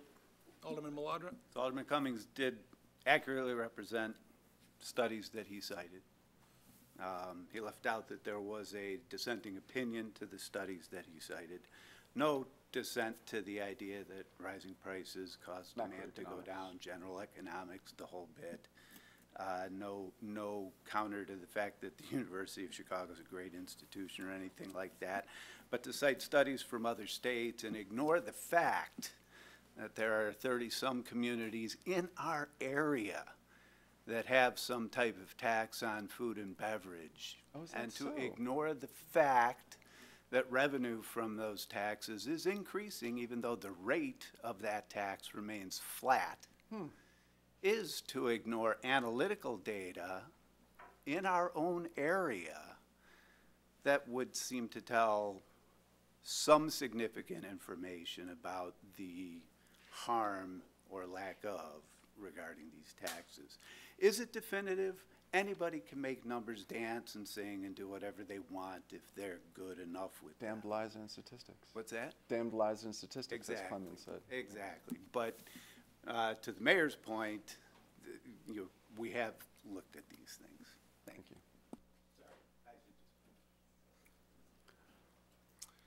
I had one other Mr. question Nord, and then a yes. comment.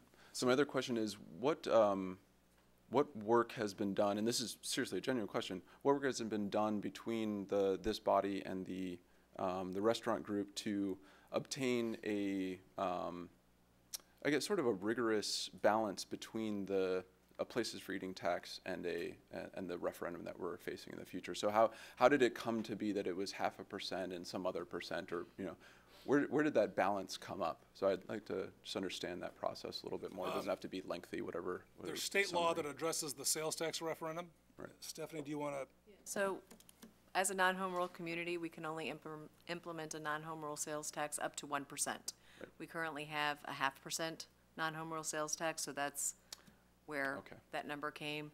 And the 0.5% that we anticipate raising with a non-home rule sales tax is equivalent to what we had estimated could be raised with the 2% places for eating tax. Okay. Great. My comment is, I know people who have been involved with weapons. I know people who have had guns nearby them. So I think it is highly inappropriate, especially with the events going on in our country and what happened yesterday in our country with the mass shooting. It is so inappropriate to draw such a strong connection between gunplay and taxes. How dare anyone talk about putting a gun to a head being the same as an economic tax? How dare anyone do that? I find that offensive.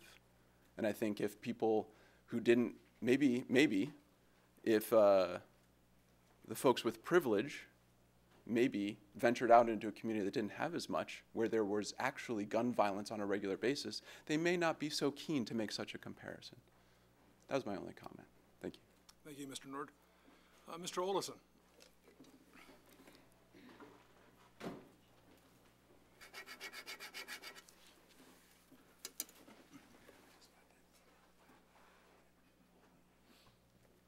Michael Olison, 202 North 6th Street in Geneva. I am the owner of Stockholms, as well as Geneva Investment Group. I would like to just share something. We are very concerned that if the 2% places for eating tax comes into place, that it will harm, the restaurant community and subsequently the business that we have here. And I'm just going to quote something from this is Restaurant Hospitality Magazine. It is the October 2017 issue. And this is just a small part where they talk about trend watch, so it's a small blurb, but it states that visits to restaurants grew in every major market across the world for the quarter ending in June, except the U.S. Research firm the NPD Group reported. Total visits to U.S. restaurants and food service outlets declined by 1%, or a loss of about 24.5 million visits during the quarter compared with a year ago. We, the restaurant community, like the retail community, which is under assault from online purchasing, is very worried about any decrease in business and anything that may hurt the perception that, or cause people to choose not to dine out or purchase retail. So I would just ask you to, consider not imposing or not linking the 2% places for eating tax with the 0.5% sales tax. Keep the items separate so that we don't risk things. There's this huge debate about climate warming. Everybody wants proof for it, but you can't wait till it's been proven that the climate's now warm. We need to do something ahead of time. So why take the risk? If we don't have the 2% places for eating tax on the table, I am confident that the entire restaurant community and much of the business community can get behind the city, and then together we can jointly find a way to get the 2% sales tax, the message out to the community so that it is voted upon, hopefully then passed, so that we can meet the needs of the city.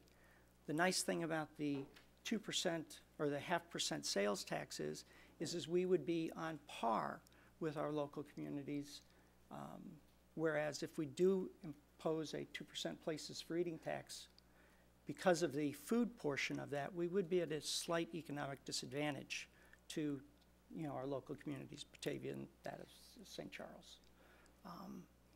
My thoughts. Any questions or? Alderman Kilburg. I had a question. I voted against 11B in the Committee of the Whole meeting. And one of the reasons is that I wasn't very comfortable with the fact that we were bundling these two items. Obviously, the council has the option, if the sales tax increase, the 2% or the 0.5% sales tax increase doesn't pass, that we can come back again and we could take action on the places for eating tax. But again, we've heard a lot from the restaurants, especially certain members of the restaurant community here in Geneva over the last year, about their concerns about a number of different things. And I guess my question is, can you assure me that the Food and Restaurant Association will support the 0.5% sales tax increase if it's not bundled? And again, obviously you have a lot of questions that you brought forward tonight about making sure that we provide specifics and that you got all the detail. And again, this has gotten very combative over the last year. And again, and there are a lot of restaurants in Geneva, and I see about 4 or 5 or 6 represented at these meetings to present this argument against the 2% places and eating tax. But can you assure me that the Food and Restaurant Association will support our initiative as it relates to the 0.5% sales tax increase? Because that will weigh on my decision and how I vote tonight. Because I think we've heard a lot of this again and again and again. I think the council knows where you stand and what your objections are. And again, I eat out a lot. I host customers at dinners in Atlanta, in San Francisco, in Chicago. And again, I don't predicate a decision on $4 on a $200 tab. If we want to go to a nice restaurant, and we have several nice restaurants here in Geneva, we're going there. I'm not going to say, well, they got a places and eating tax, and it's going to cost $4 more. I don't think we're going to go there tonight. We're going to go to some place that may have a less expensive menu. Again, I understand that there's a lot of competition in Geneva, and I guess if I was a restaurant in Geneva, I guess I'd be more concerned about the competition, the fact that are we reaching a saturation point, rather than maybe a 2% sales tax increase. I welcome all those restaurants, but if I was a restaurant owner, I'd be more concerned about the competition, the fact that are we reaching a saturation point. But as a spokesperson, a restaurant owner here in Geneva, can you give me assurances that the Food and Beverage Association will support the 0.5% sales tax increase? Yes. Let me also then further address your other points, and let me reaffirm, yes, we will support the 0.5% sales tax. We believe that the best way to support that 0.5% sales tax is with a good open dialogue about exactly what the needs of the city are specifically, and or what the costs that would not be able to be provided, what services wouldn't be able to be provided if without that increase. It is with that genuine, direct information that we all of us, council, restaurants, business community, chamber, can then present a cohesive statement to the citizens so that they understand the issues and can vote on it from a fully informed position. Regarding your comments about competition and saturation, you're absolutely correct. We are in a free market. I do not believe that we should restrict the number of restaurants. It goes against the free market economy.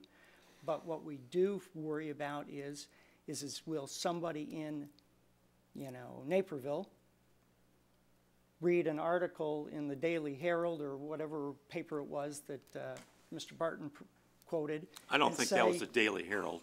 I don't remember which one it was. Anyway, would they choose to go to Wheaton instead of Geneva? If we lose just 1 and 2 seats, 1 and 2 tables every night, that does have a severe long-term economic problem on us, and that is something that we do fear. We do need a viable, working Geneva. Geneva has capital needs, whether that be sewers, whether that be fire trucks, whether it be dump trucks. We want Geneva to be a successful community, and working with the city, we would help to try and make that a reality. I think that keeping these the 2% places for eating tax and the 0.5% sales tax, keeping them linked does not foster the level of frank, needed, and sincere cooperation that we do have to, do together in order to meet this challenge, the 0.5% sales tax referendum. Unfortunately, the state of Illinois has just hit us all with a 2% increase in our income tax. These are things that we have to demonstrate that in spite of that, this is something that is needed for the community, the 0.5% sales tax referendum. And yes, we, the restaurants, the restaurant group, we will support the city in that.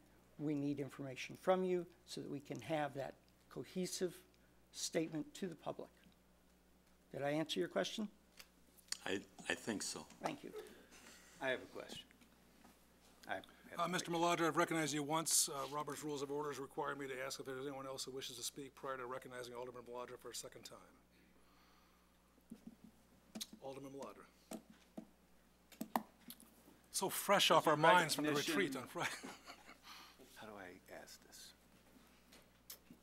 So you recognize that the city has capital needs, the city has, whether they be storm sewers, fire trucks, et cetera, et cetera.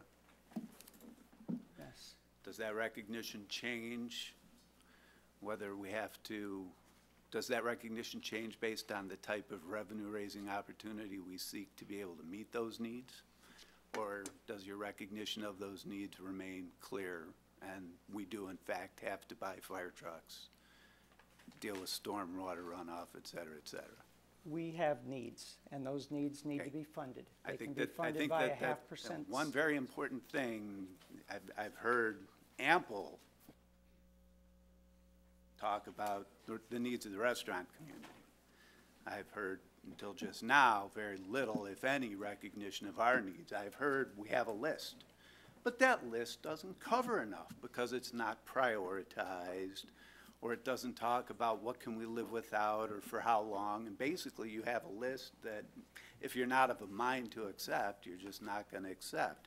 We could prioritize that list from item 1 to 100, and there's still only so many we can tackle in a given year with the 0.5% sales tax or with the 2% places for eating tax.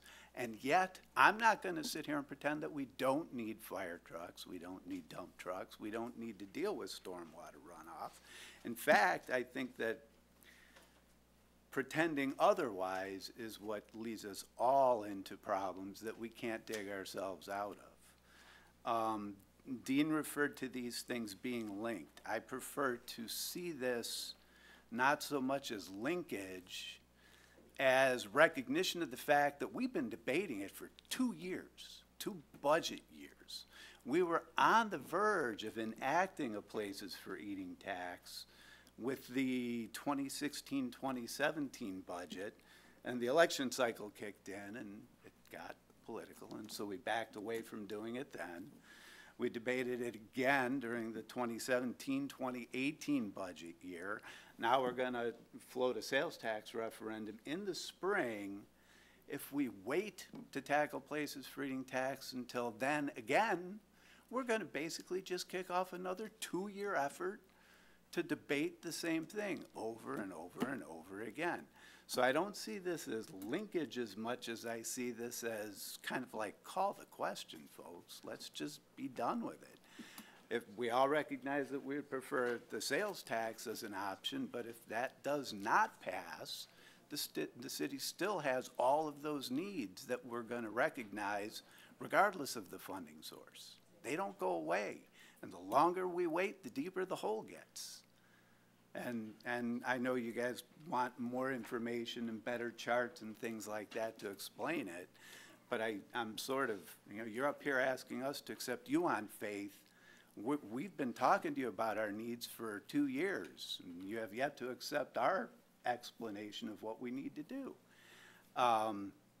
So I don't see it as being linked as much as I see it as basically a safety measure on our part. If option A works, great, but if it doesn't, we've got the safety valve already in place so that we don't lose yet another year. I'm sorry. Other things. Oh, and then just one other argument.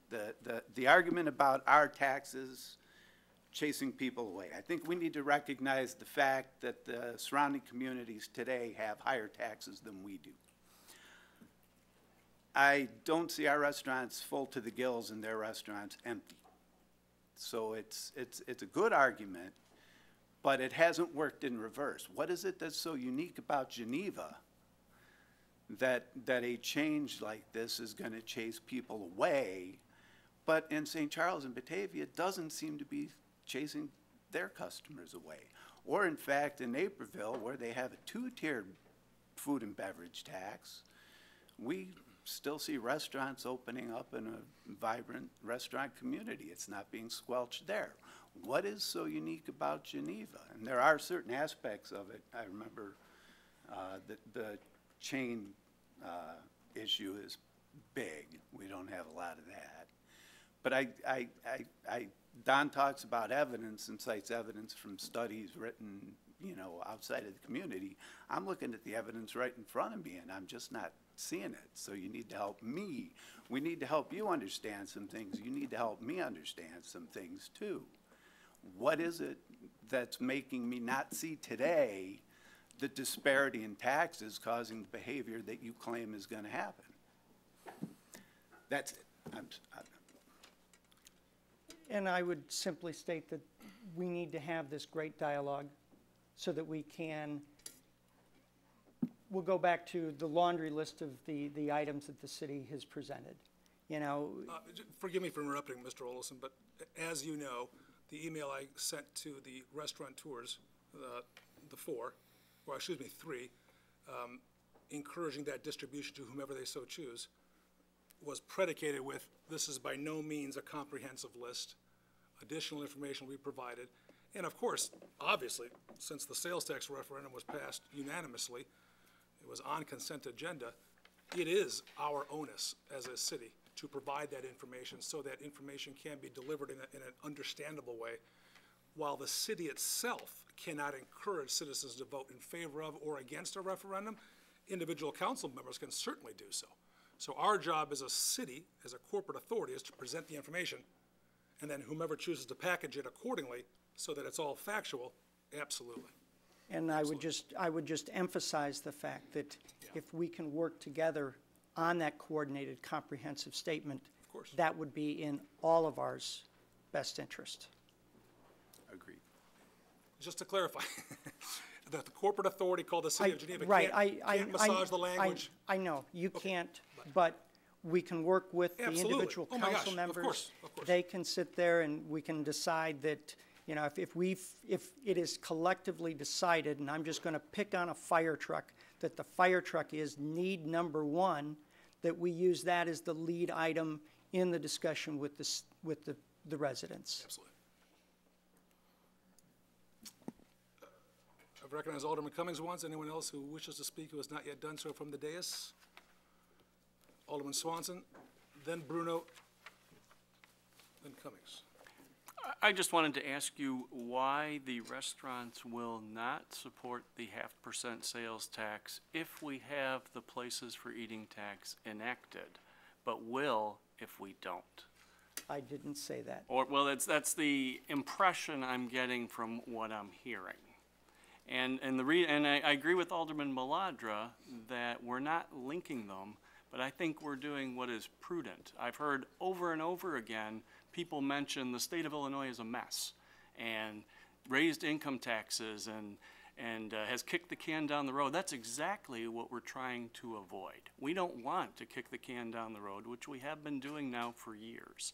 So we're being prudent by having a backup plan, and the restaurants certainly can take the banner and try to get the 0.5% approved, and that's our goal and that's our preferred choice, but we're also being prudent in having a backup plan in place. So I agree that they're not linked, but we're being smart in not kicking it down 2 more years in the future. And I would state that we are not, you know, we are supporting the 0.5% sales tax. We would prefer and feel that it is a better argument to present to the people as a whole if you don't have the 2% places tax on there as well. Okay. It is easier to put that argument with the people as a whole. And once again, we do it in a manner where we have a comprehensive, you know, approach that we are putting forth to the people. So we will have your support either way. It's what the city needs. Okay. Alderman Bruno. We're going to try to limit the discussion back and forth unless you have a specific. These are, Okay, so Mr. Olson, feel free to make yourself comfortable. yes, these are not directed. In those wooden chairs. Oh, yes, your worship, is it? Kevin sounds good, man. Okay, Kevin. Some points in no particular order. I think it's important that the viewing public and the public here understand any individual's thought process in going into this. Certainly when I considered the places for eating tax, I wanted to do all the work I could. I think Mr. Nord's comment on you know, what do we have analytical and empirical is important. I don't think we've really gotten too much of that.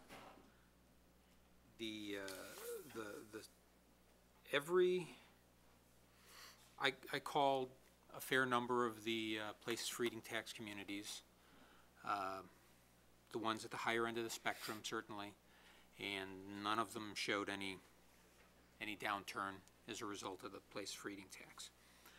The University of Kentucky study that Alderman Cummings cites, to me is, if I get a little geeky, that's posing a hypothesis. We had a student asking people what they thought they would do with if eating became more expensive. What you do with a hypothesis then is you go and look at the evidence. You get the empirical evidence to see what actually happens, to see whether that hypothesis holds up. As Alderman Maladra well stated, we've got lots of empirical evidence right here in Illinois.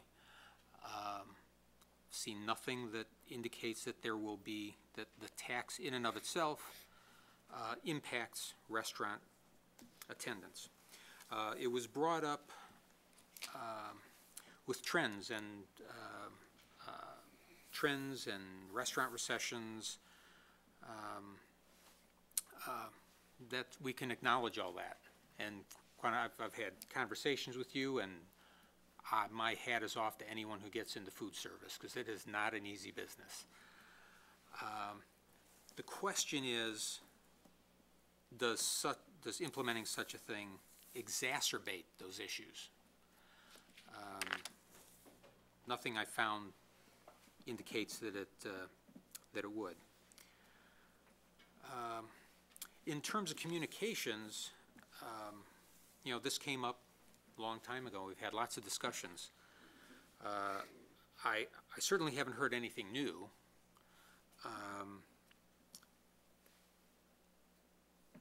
But in that time, I've asked lots and lots of people what they thought about. Would 50 cents on a $50 lunch tab make them go to St. Charles, or $4 on a $200 tab make them go to Batavia or Wheaton? No, not one. Not one has ever considered the sales tax rate. I think it was a very good point by Alderman Maladra, too, in terms of when we time these things out, this is going to get, we will then, if we don't implement this now, which I think, like Alderman Swanson said, this is just the prudent thing to do. We have the safety net, we recognize the needs. We may prefer one over the other, but we've got our backup plan.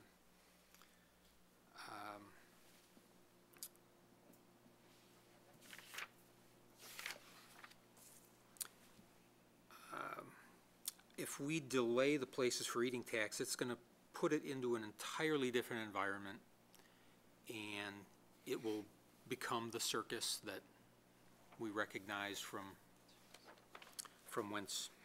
time gone.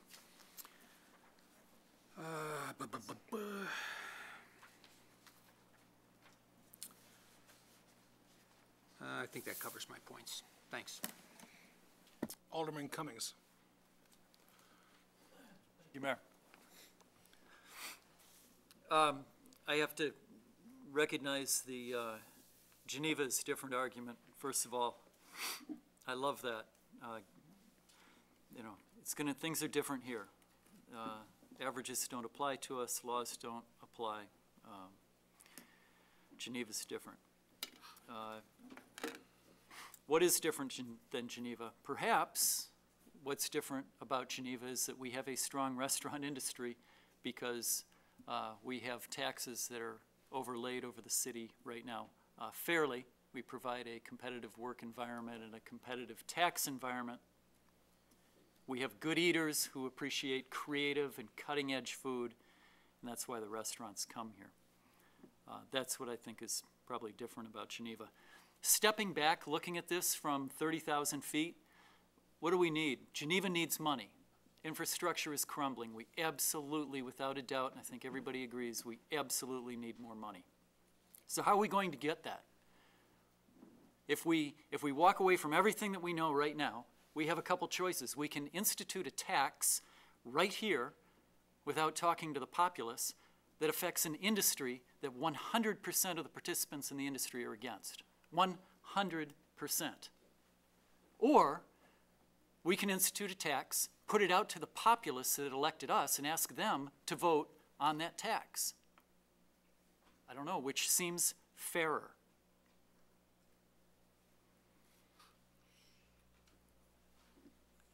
I hear comments like it probably won't affect, it probably won't hurt the industry. You know, that one industry that we're going to lay a tax upon that will benefit the entire city of Geneva. This isn't for restaurant advertising. This isn't for, let's improve the sidewalks in front of the restaurants because the sidewalks are so worn down from people going to the restaurants that we have to replace them. This is for stuff like water pipes and sewer pipes and electric and water delivery systems.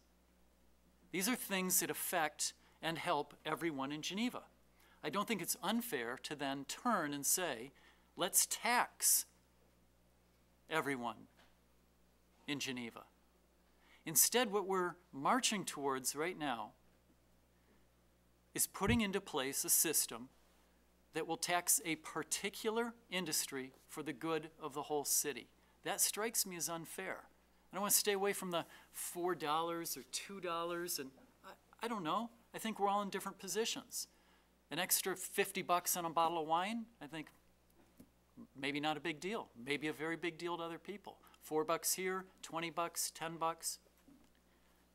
But taxing a particular industry for the good of a whole city, when we can simply put this out to vote to the very people who elected us, let them make the decision, give them the information for the repercussions, strikes me as being much fairer than what we're working towards. So I am still against this places for eating tax, and I am still in favor of the sales tax. Thank you. Mr. Nord, and then Michael. Thanks. I had two questions and maybe a comment. One question is it true that 100% of the restaurants are fully against this tax? Is that 100% here of the people who are here, or 100% of restaurants in Geneva? I never got a single person from any one of the restaurateurs that was in favor of I think the this. short answer Yeah. is there's 145, give or take, restaurants in Geneva. Do we have a full list of those restaurateurs who have said, no, this is bad? I don't. Okay. I'm just like, I just don't see, like, Yeah. places where I know the owners, I don't see them here, so I'm wondering, like, what the level Oh, of their I would never resistance is. equate participation or ability to come to the meeting with a for or against vote. The only way I will accept a for or against vote is if someone says yes or Okay. no. Well, yeah, all right, fair enough. I'm gonna take that as incomplete evidence for my purposes. Second question I had is there is there a number that you have seen from the restaurant industry for a place of eating tax that they'd be okay with? Like, would they be okay with a 0.5% or a 1%? Did that get discussed in terms of a compromise between, like, some hybrid of that? I remember, I think Maladra brought up having a combination of the two, a sales tax and that, but I don't remember if I heard a resolution on that. My experience, the short answer is no. Anecdotally speaking, there were discussions, significant discussions regarding what could be perhaps a compromise deal, as it were. The message that I received, both verbally and in writing and otherwise, were no, nothing. So I just want to make sure I heard that correctly. That's me. So it sounds like there was no number, there was no tax that the restaurant industry would accept, even in a compromise with the sales tax, that would be okay. Not that I'm aware of, no, sir. Okay, interesting. Well, I will say that it's great to have some people who were able to show up, because now I know where I'm willing to eat in the coming years. So thank you. Mike. Thanks for your patience, Mike. Thank you, Kevin. Thank you, Mr. Mayor, and thank you for all you councilmen. First of all, thank you for your public service. I know it's a difficult job, and I sincerely mean it. Thank you so much for listening to our concerns. Thank you for giving me the time to have a few comments. I think a lot of the comments. Michael, forgive me for interrupting. Could you just state your name for our clerk so that we capture that? I've been doing this for 12 years, and I always forget this. Because you're on the other side of the dais too, so how could you forget that? It's Mike Anastasio at 317 South 3rd Street at Fiora's Restaurant. Recap, thank you. These are difficult issues, and this is the great thing about this country and this city. Let me just say a few things really quick. Alderman Bruno, you said you hadn't heard anything new.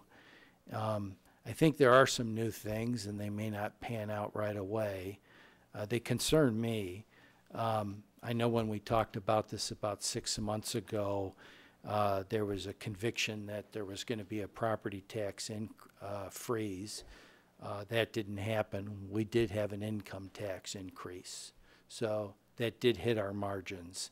I think it's pretty much fair to say that our margins are in single digits. We're a low margin business, high volume business. So any increase in cost for our consumers that can drive down volume will drive down profitability, and we don't have much of that. Volume is very big. But what I will say is that I think Mike said it, I'll say it personally, I don't think there's any member that's a restaurant here in this town that isn't willing to help the city if it needs money. And we're not saying we're not going to pay taxes. I think it has to do with the amount. I'm not going to put myself out and speak for the 147 businesses. I'll speak for myself. If you tell me that you need a 0.5% tax from me to maintain and improve infrastructure and keep this place the great place that it is, I'll certainly support that, and I would do everything I can to support that with my colleagues.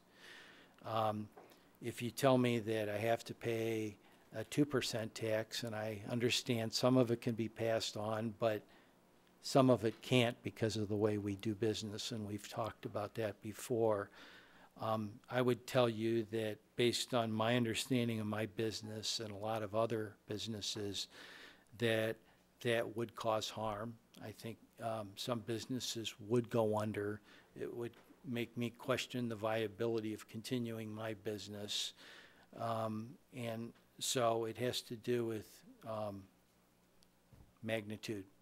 And I did do a study of from the Illinois Department of Revenue. Geneva's base tax rate is generally a 0.5% below a lot of the other communities, just base tax rate. So I don't think it's unreasonable to say distribute a 0.5% across the broad spectrum of the city to help advance it, rather than getting us or trying to put a 2% on our business, which I'm not going to go into it because I know you know it. It's a very fragile, very risky, capital-intensive businesses with a lot of challenges that we have already. So,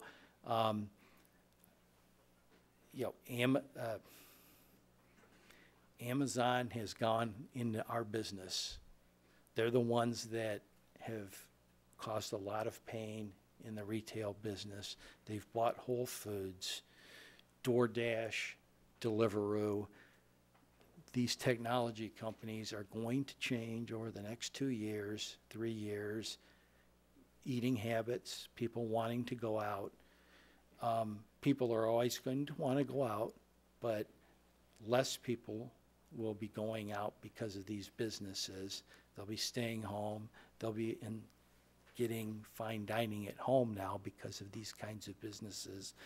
And I think that's something that I personally, and I've said that to my colleagues, it concerns me. So I think that's another dynamic that comes into play here, all in terms of volume. Volume is what we live on. And one final closeout, again, what a beautiful city. And summer's good to me. Christmas is good to me. Other times of the month, not so good, but that's fine. It all evens out. And I care most about my employees, but drops in volume are devastating. So the factors of an increased cost of dining here with some very, very, Amazon's probably the most powerful company in the world, and you've got companies now coming into our businesses, changing the dynamics of the food eating business. It's going to change the way people are going to dine. It's going to change their expectations. Those are all a lot of added risks that put on us. But I think I've said all I had to say. I'm certainly happy to answer any questions, but I will tell you, there's not one person I've spoken to that said we're not willing to help the city if it needs it. And I think it all just comes down to how much we can afford and we're comfortable with. So thank you again. Thank you very much for your service and listening. Mrs. Gaines?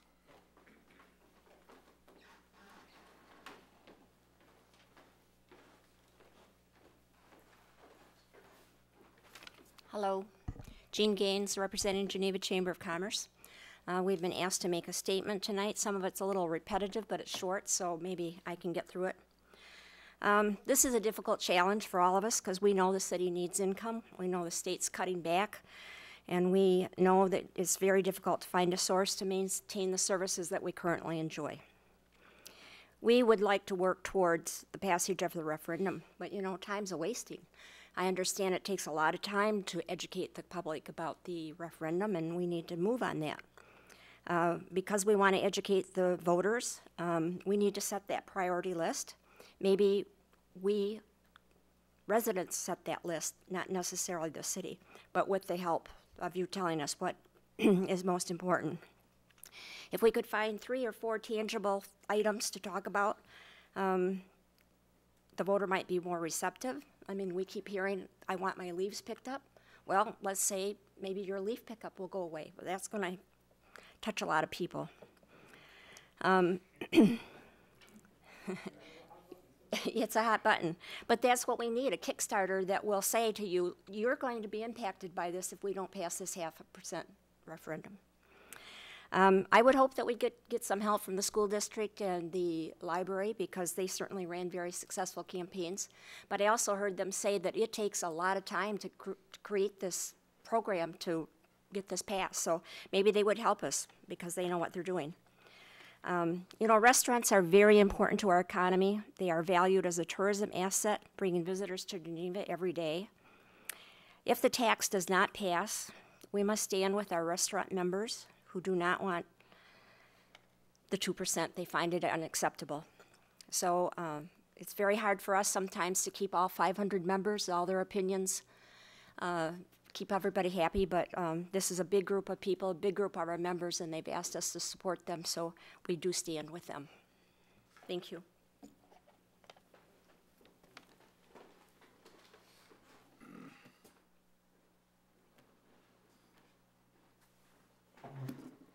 Welcome. Hi, my name is Jason Levin. I'm a resident here at 306 Deerfield Way, also part owner of Nobel House at 305 West State. I wasn't sure I was going to talk tonight. My colleagues have done a great job speaking about some of the concerns we have with this, and I know it's been talked about over and over again, but there's a couple comments I just wanted to comment on. Alderman, you mentioned about a year ago, one of these meetings, that leadership is sometimes making the hard decision. And I appreciate you saying that because I completely agree. And I think what keeps getting missed here, and I think from our perspective, is that this isn't the hard decision. The hard decision is trying to find a way to convince the public of the needs of the city and pass the 0.5% tax. And the reason why we don't want it linked is because for us to help you do that, it needs to be about that. It needs to be about what the city needs, not about what we don't want or what is perceived that we're doing only for us. It's about what the city needs. And then the other comment about the 50 cents and $50, $40 and $200, you know, or $4 over and $200, whatever that is, it's more than that. It's not that simple. This has been publicized. I live here. I go to people's homes and to parties and in our own restaurant, and it's talked about. And the perception is that it makes it more expensive to eat. It's not the amount. And $4 to somebody else is different than it is from you. You had mentioned that anybody you've talked to, it hasn't bothered. Well, it bothers people I talk to. And maybe there's just different stages of their lives and different priorities that they have to deal with, but it does. So I don't think it's fair to just discount that. I think we just need to recognize, no matter what we do here, whatever tax gets raised, it's going to affect people in one way or another. And I think our point is that 0.5% does that in the smallest way. So again, you mentioned leadership and you mentioned doing the hard thing. Let's do the hard thing together. Help us sell the community on why this is needed. And we will help you do that as business members and also residents of this community. So just wanted to say that. Thank you. Nancy? My name is Nancy Lighton, and I'm a resident in Geneva, and I'm the owner of the Patent House in Geneva. I just want to reiterate what mine is going to be very short and sweet. The 0.5% is something that we talked about. We promised last spring, and I have signatures of restaurateurs. I gave it to you before, and I can give it to you again. I brought you, I've got 100 signatures from restaurant people. They don't all come into the city council meetings, but we've had meetings and they've asked us to represent their feeling on this one point. We do. All the restaurant people would like to get behind the city. They want to see the city's needs met, that they want this 0.5%, that, and we've said this since last spring. We said this before. The only thing that we ask is that this be a fair tax. Everyone needs it in Geneva. Everyone benefits from it, not just the restaurants. And to take this small business of just restaurants and put this on our backs, it's not fair. Everybody has never had a problem with paying our fair share. We just do not want to have the burden of the entire city of Geneva's budget problems, not on our backs. And that's what most every single restaurant person and most business people here in Geneva, we all work as a unit. We benefit the small businesses all over, whether it's out in the commons, whether it's downtown, and they benefit us. And we still would like to work together, and we'd like to work with the city to make this problem more beneficial to everybody in Geneva. Thank you. Thank you.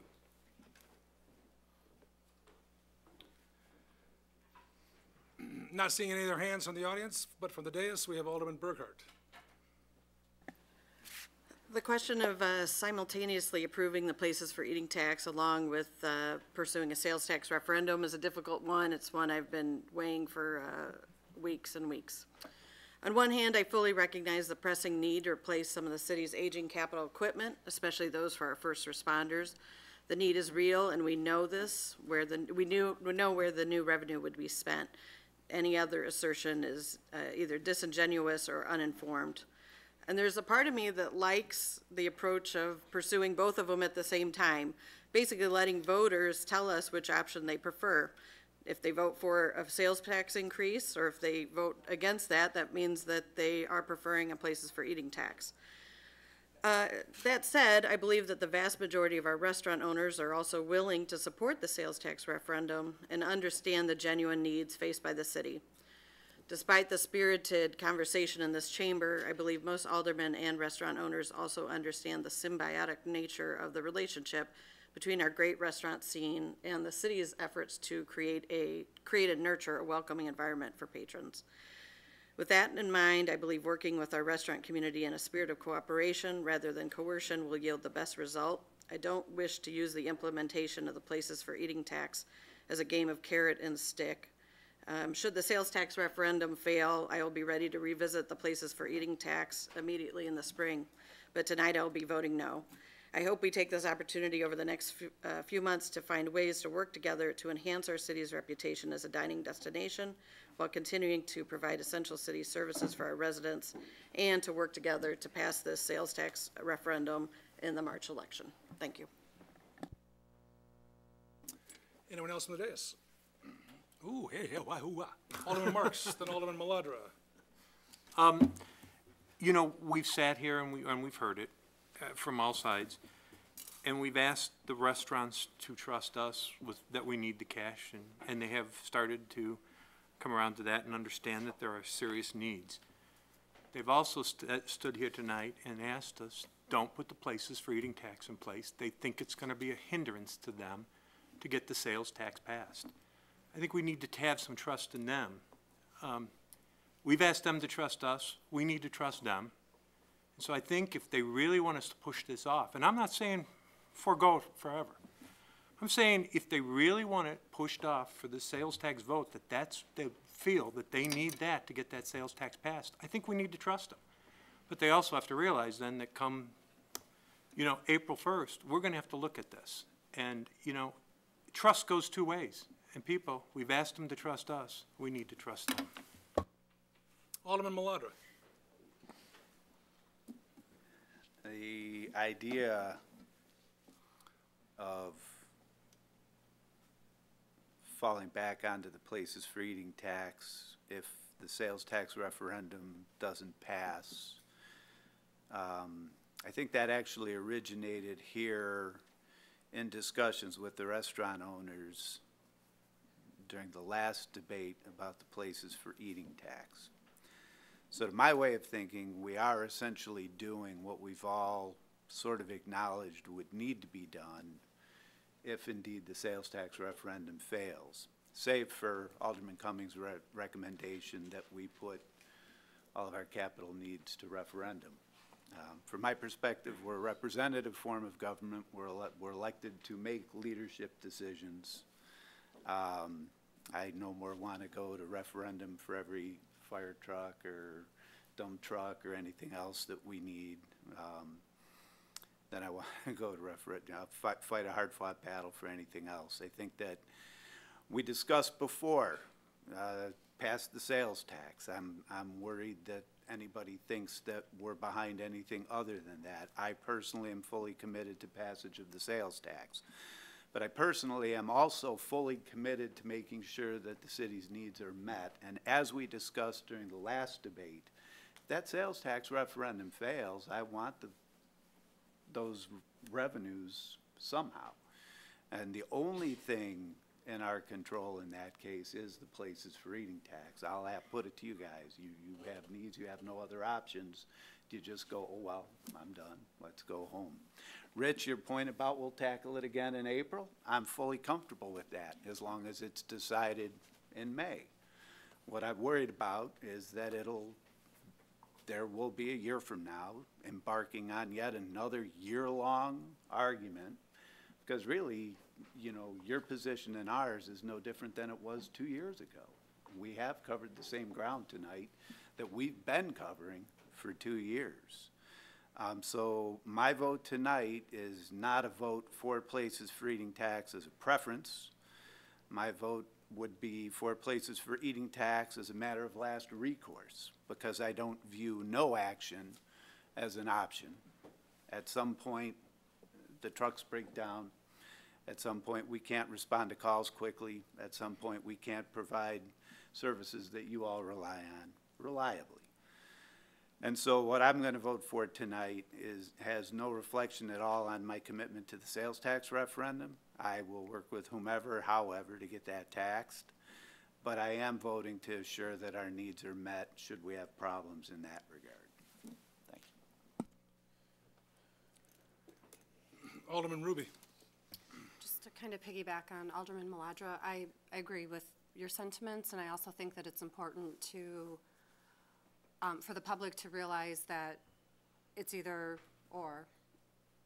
They can't, I don't think it's fair for the public to go to referendum thinking, oh, I'm going to vote no on this tax, and that there will be nothing more. I think they need to know the full story, be fully educated and fully informed to make an informed decision on the referendum. Thank you.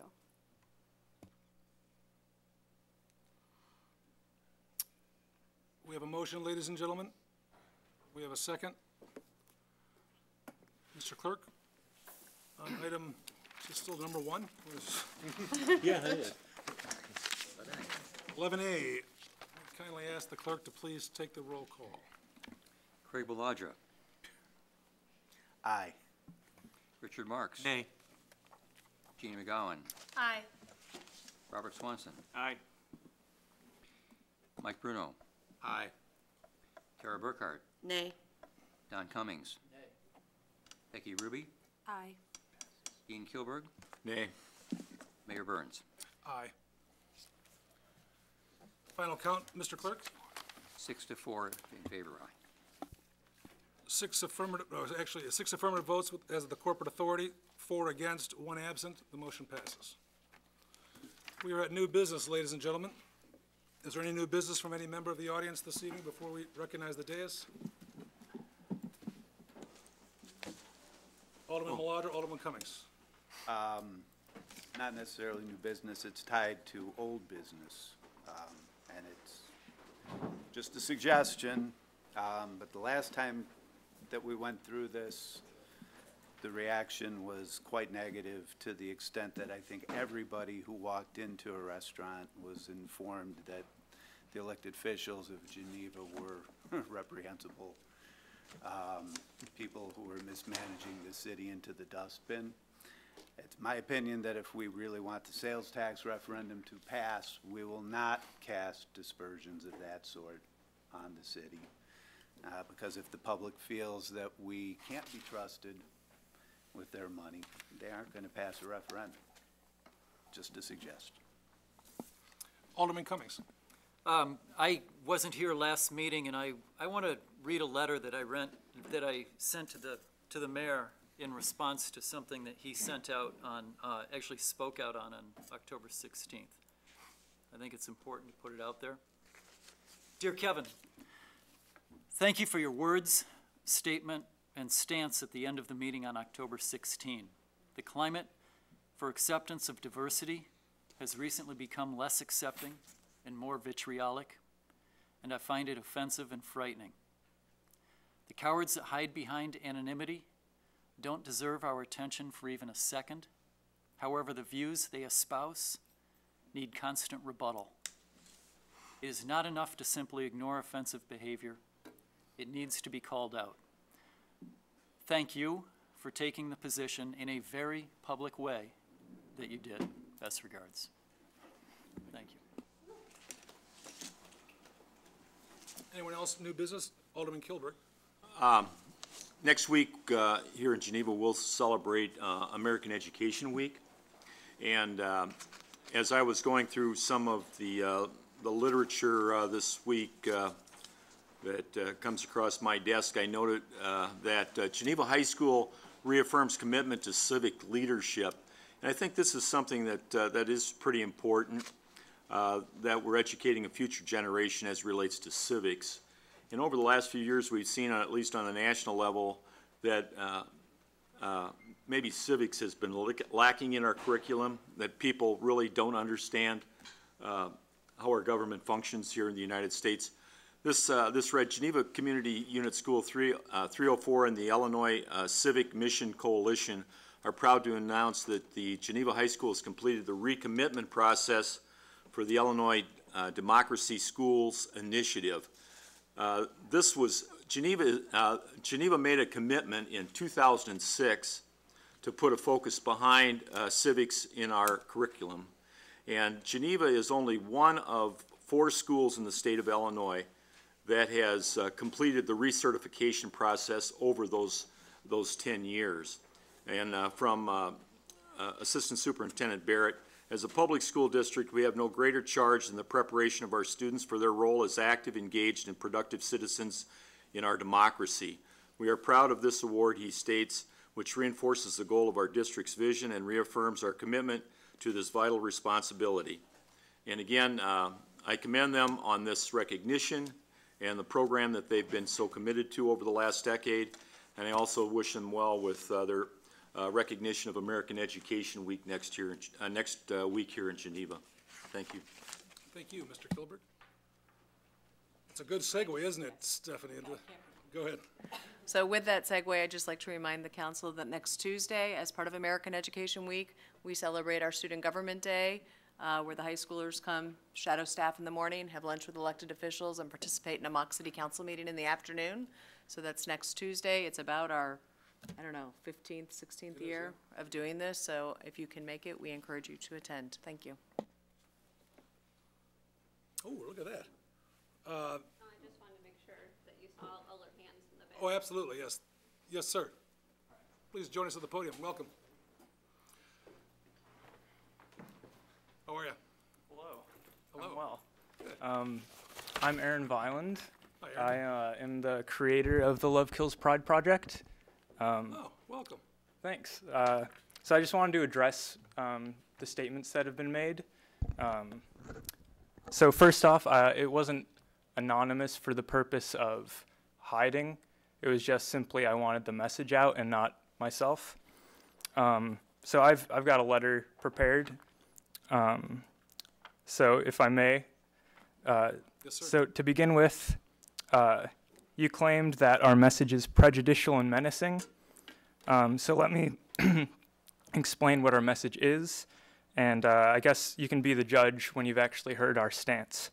Earlier this year, I saw the Got Love yard signs being posted throughout the area, and this bothered me especially because those who were responsible were doing so in the name of Jesus. This was outrageous to me because the Bible is very clear on the practice of homosexuality.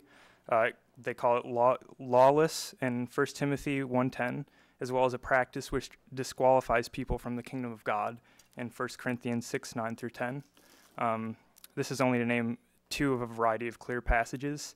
It's very clear what God thinks of homosexuality, and so it was upsetting to me that they're spreading a message so blatantly contrary to what God has already stated. In addition to this, I then saw the signs that were stolen and destroyed by others, and that too I strongly disagreed with. It did not communicate the gospel message, and therefore it was just as much a hindrance to God's work in the world as the message they were trying to silence. Therefore, I wanted to enter the discussion and put both to shame, not with my own opinion, for that would just be more meaningless noise, but rather with the message of God himself, and explain how that relates to the issue at hand. And in his message, he says this: all people have sinned and fall short of the glory of God. And through this sin, each and every one of us, through us, death has entered the world and ruled over us. It has infected each and every person, has its grip on every area of life, every fiber of reality. And because we are responsible for the death and destruction in this world, we are all deserving of the just wrath of God. We are all deserving of the penalty of eternal damnation. That is the only punishment proportionate to our crime. Pride is not merely a bad quality. It is not only a character flaw. Pride kills. Pride comes before destruction. This is therefore a very serious problem for all of us, both myself and homosexuals and all of you in this room. All of us have sinned and all of us are infected with deadly pride, which deserves the wrath of God. But God in his infinite mercy did not let death have the last word. Instead, he sent his son into the world in the form of a man. Excuse me. Point of order, Mr. Mayor.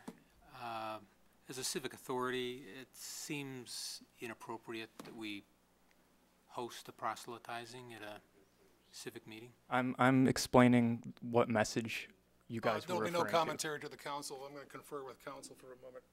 I agree. Mr. Bruno, I recognize your objection. I respect your objection. The gentleman has waited patiently to speak his mind. Not only does state law allow you to speak at these meetings, your First Amendment's rights allow you to speak as well. So you will speak to the chair, only the chair. There will not be banter back and forth. But thank you, sir. Please continue. Thank you. And though he was guilty of absolutely no crime at all, he was condemned to death on a Roman cross, and on that cross he took upon himself the fierce wrath of God that burned against us. He who knew no sin at all, who is absolutely spotless and infinitely righteous, became the very embodiment of sin and all the gut-wrenching shame that comes with it, so that we can walk absolutely 100% free from any condemnation whatsoever. And after 3 days in the grave, he rose from the dead, putting death to death, and ascended into heaven as the King of the universe. For those who repent and believe in Jesus Christ, their sins are forgiven, and they're granted in exchange Christ's utter perfection in the eyes of God. And not only are they forgiven of their sins, but they're given new spiritual life, having the Spirit of God himself living in them, giving them the ability to overcome the sin that once plagued them. In Christ, men and women who were once defined by their shame and guilt instead stand in the presence of God, and he says to them, I have absolutely no record of any sin that you have committed. He declares us perfect. Chair, And may I interrupt just for a moment? Is there much, respectfully, is there a lot more to be conveyed? yeah, I'm getting to the end of Because the... I mean, I don't want to go through Deuteronomy and everything else, and so we need to Yeah. wrap this up. Okay. Yeah, I was You'll be just interested to note, sir, summarizing that, the message. This past Friday, the council had a retreat, and one of the charges of the council to each other was, we welcome the opportunity for anyone to speak on any topic they so choose, but we should, at our very best, not limit or abridge your rights, but certainly contain, so that respectfully, all of us aren't here all evening. Okay. Yeah. So if yeah. I may, I'll give you another 1 minute, All right. unless the council objects. Nope. So our message is one of forgiveness of sins and not one of violence towards homosexuals or any other type of sin. And that's our message for the homosexual community and is my message to all people. It's the message that all faithful Christians have preached since the time that Christ walked the earth. It's nothing new and is the very heart and soul of Christianity itself. And so it's very concerning to hear Mayor Burns call this message bigotry. This is concerning because such a statement essentially demeans any public statement of the Christian faith. It is no wonder then that the majority of Bible-believing Christians in the area are silent about these matters. Once some Christians attempted to enter the discussion, the mayor came out in complete opposition to them. You sided with the hate-mongering crowds instead of truly looking into both sides. It's disappointing, and I fear that the logical conclusion of such a stance will inevitably lead to the diminishing of freedoms of public expression of Christians in this area, and eventually throughout the country. I hope that you can take my words to heart and truly examine whether you are truly promoting freedom or whether you are just arbitrarily selecting who can speak. Thank you. A quick question before you sit down. Have I abridged your opportunity to speak tonight in any way, shape, or form? Not in this Thank discussion. you very much. Anyone else, new business? Hearing none, seeing none. Mr. Nord, please welcome.